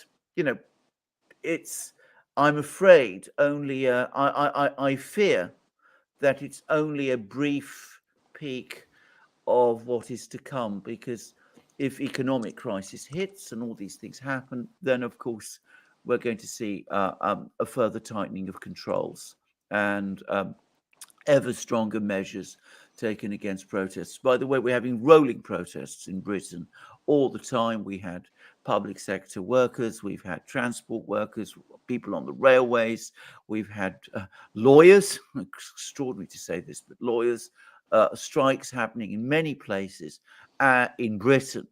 And the interesting thing is that British people have been supporting the strikers. I mean, the chief union boss of the railway workers actually became an overnight sort of folk sensation here because, the way he was speaking. I'm not sure how deep that goes, but it does show how disillusioned people are with the political class. But we're going to see a lot more of this. I'm afraid so. Yeah. All right. Well, I think we're over. I think 2 hours, 10 minutes. Yeah, I think we covered an enormous amount of ground. Yeah, we have covered a lot of ground. It was a great stream. Yeah. Are there any other comments or any questions that you saw from the super chats that you guys want to address or anything? I mean, else there was one that somebody made, which is, of course, that China is not an innocent victim. And can I just say, none of us is saying that it is. I mean, I've been to China. I've seen what China is like. There's a lot about the country that, I have to say, I was very impressed by. And I greatly admire Chinese culture. I mean, I was at one time very interested in it. If you go behind and look through these books, you'll find lots of books about Chinese history, the history of the dynasties, the porcelain literature, all that kind. So, I'm predisposed to like China. I was very impressed by China. I have no illusions about it. I want to make that absolutely clear. And obviously, it is not an innocent victim, but it is rational. And that's I think, the fundamental difference. Yes, exactly. You hit it right on the head. It's rational. Because, look, none of these countries are nice guys. Okay, yeah. The Russians, the Ukrainians, the Taiwanese, the Chinese, the Americans, the Mexicans, none of them. They are all ruthless people who are pursuing their self-interest. The politicians' own self-interest, and also, secondarily, the best interests of their nation or the people that they represent, if only to remain in power. Nobody's saying otherwise. But what is going on is that the ideological blinders of the West have reached a point that it is no longer possible to excuse what they are doing. I'm not phrasing it properly. Let me rephrase this. The Chinese, the Russians, they are acting out of rational self-interest, whereas the Europeans and the Americans and Canadians and Australians and New Zealanders are acting with this bizarre ideology that is self-reflecting. It is between and within the Western leadership class that they are trying to show one another how virtuous they are. And it's this bizarre mirror show that's going on that has real world effects on, well, the rest of the world, potentially for a global conflagration based on this weird insider kind of mirroring of moral virtue. You see what I'm saying? It's like the leadership class of the West wants to impress one another by doing things that have real world effects that are catastrophic. Yeah, that seems to be what's going on. Absolutely. The Davos crowd. Japan, Sakhalin, Kuril Islands, Alexander, real quick? Yeah, I had a very interesting discussion about this on my live stream on Locals yesterday. And there was a person who I only know by the name of Russ Imperialist, that's his thing. Anyway, he provided actually a very interesting explanation about Sakhalin, which I've since corroborated. He's absolutely right. The Western media has reported Sakhalin as being a nationalization of Sakhalin, of the Sakhalin project. What has actually happened is that the Russians are closing down the offshore company that owned the whole project in Sakhalin, and they're going to open instead a Russian registered company into which all the assets of the offshore company are going to be transferred. Now, the Japanese investors, Mitsui and Mitsubishi, have been offered shares in the new Russian holding company. So they're not being nationalized out. The trouble is, I don't think they're going to accept those shares. And I think the reason they're not going to accept those shares is because I think that will be very difficult to do and to reconcile with the present sanctions war. I think if they were to go down that far, if they were in effect to invest in a Russian registered company in that way, I think there would be an enormous amount of pressure from the US over it. So I think that the Japanese companies are going to lose their shares in Sakhalin too. It seems that Shell is already pulling out. It seems that China is already maneuvering to buy into Sakhalin too. It looks like India may be looking to buy into Sakhalin too as well. It looks like if the Japanese pull out, that the Russians will increase their stake, and perhaps they'll have more to offer the Indians and the Chinese. Sakhalin too is apparently a very big producer, accounts for a very large proportion of LNG that is provided around the world. Japan is very dependent on LNG from Sakhalin too. This is a big event. This is something that could create severe economic problems for Japan, and which apparently has rattled the Japanese very, very considerably. But it's the outcome, it's the product of the economic war. All right. We'll wrap it up there, everybody. Thank you very much to Mr. Gonzalo Lira. Thank you very much to Mr. Alexander McCurse. And thank you to everyone that watched us on Rumble, on Odyssey, on YouTube, and on our Locals chat. Actually, we got to a lot of questions as well, so we cover a lot of ground on the questions as well. But we will take a look at all the questions again, and we'll create a dedicated video to any questions that we did not get through during this live stream. Gentlemen, any final comments before we completely wrap it up? And thank you to our moderators, Lady Cosmica, GEC812, Zarael, I think Reckless Abandon, Alan Watson, to all of our great moderators. Thank you very much. Any final thoughts? And we are out for the day. I'm a phenomenal live stream as always, especially with Gonzalo joining us. But obviously, we'll be here to keep you informed about the events in the disintegrating kingdom of Great Britain and Northern Ireland, where I happen to be at the moment. Because, as I said, I mean, I've been getting a few more things trickling out. I mean, I haven't obviously been able to keep up with all that's coming through, but it looks as if the situation remains utterly weird and completely bizarre and utterly confused here in Britain. And we'll see where all this works out. I mean, it's most extraordinary. So we now have all that uncertainty piling up on everything else. Gonzalo? My last comment is that we are going to experience over the next 18 to 36 months some of the most extraordinary period in our lifetimes. And I, for one, am just I'm sort of like glued to the television set. But of course, I don't follow TV news. I follow like alt media. But you know what I mean. It's. I think that what we are currently experiencing, insofar as this conflict that started on February 24th, and what will happen next, the economic depression, the rise in social unrest throughout the West, the potential for war with China, which I think will happen. I think that the Americans will declare Taiwanese independence, and this will be a trigger for a American-Chinese direct military conflict, I think that none of us alive will have seen the changes that will take place over the next 5 years, because I can't imagine the world 5 years from now, let alone 3 years from now, to tell you the truth. I think that we are going to see things that are unimaginable, and every day is going to be extraordinary. That's what I think. I'm afraid I All agree. right.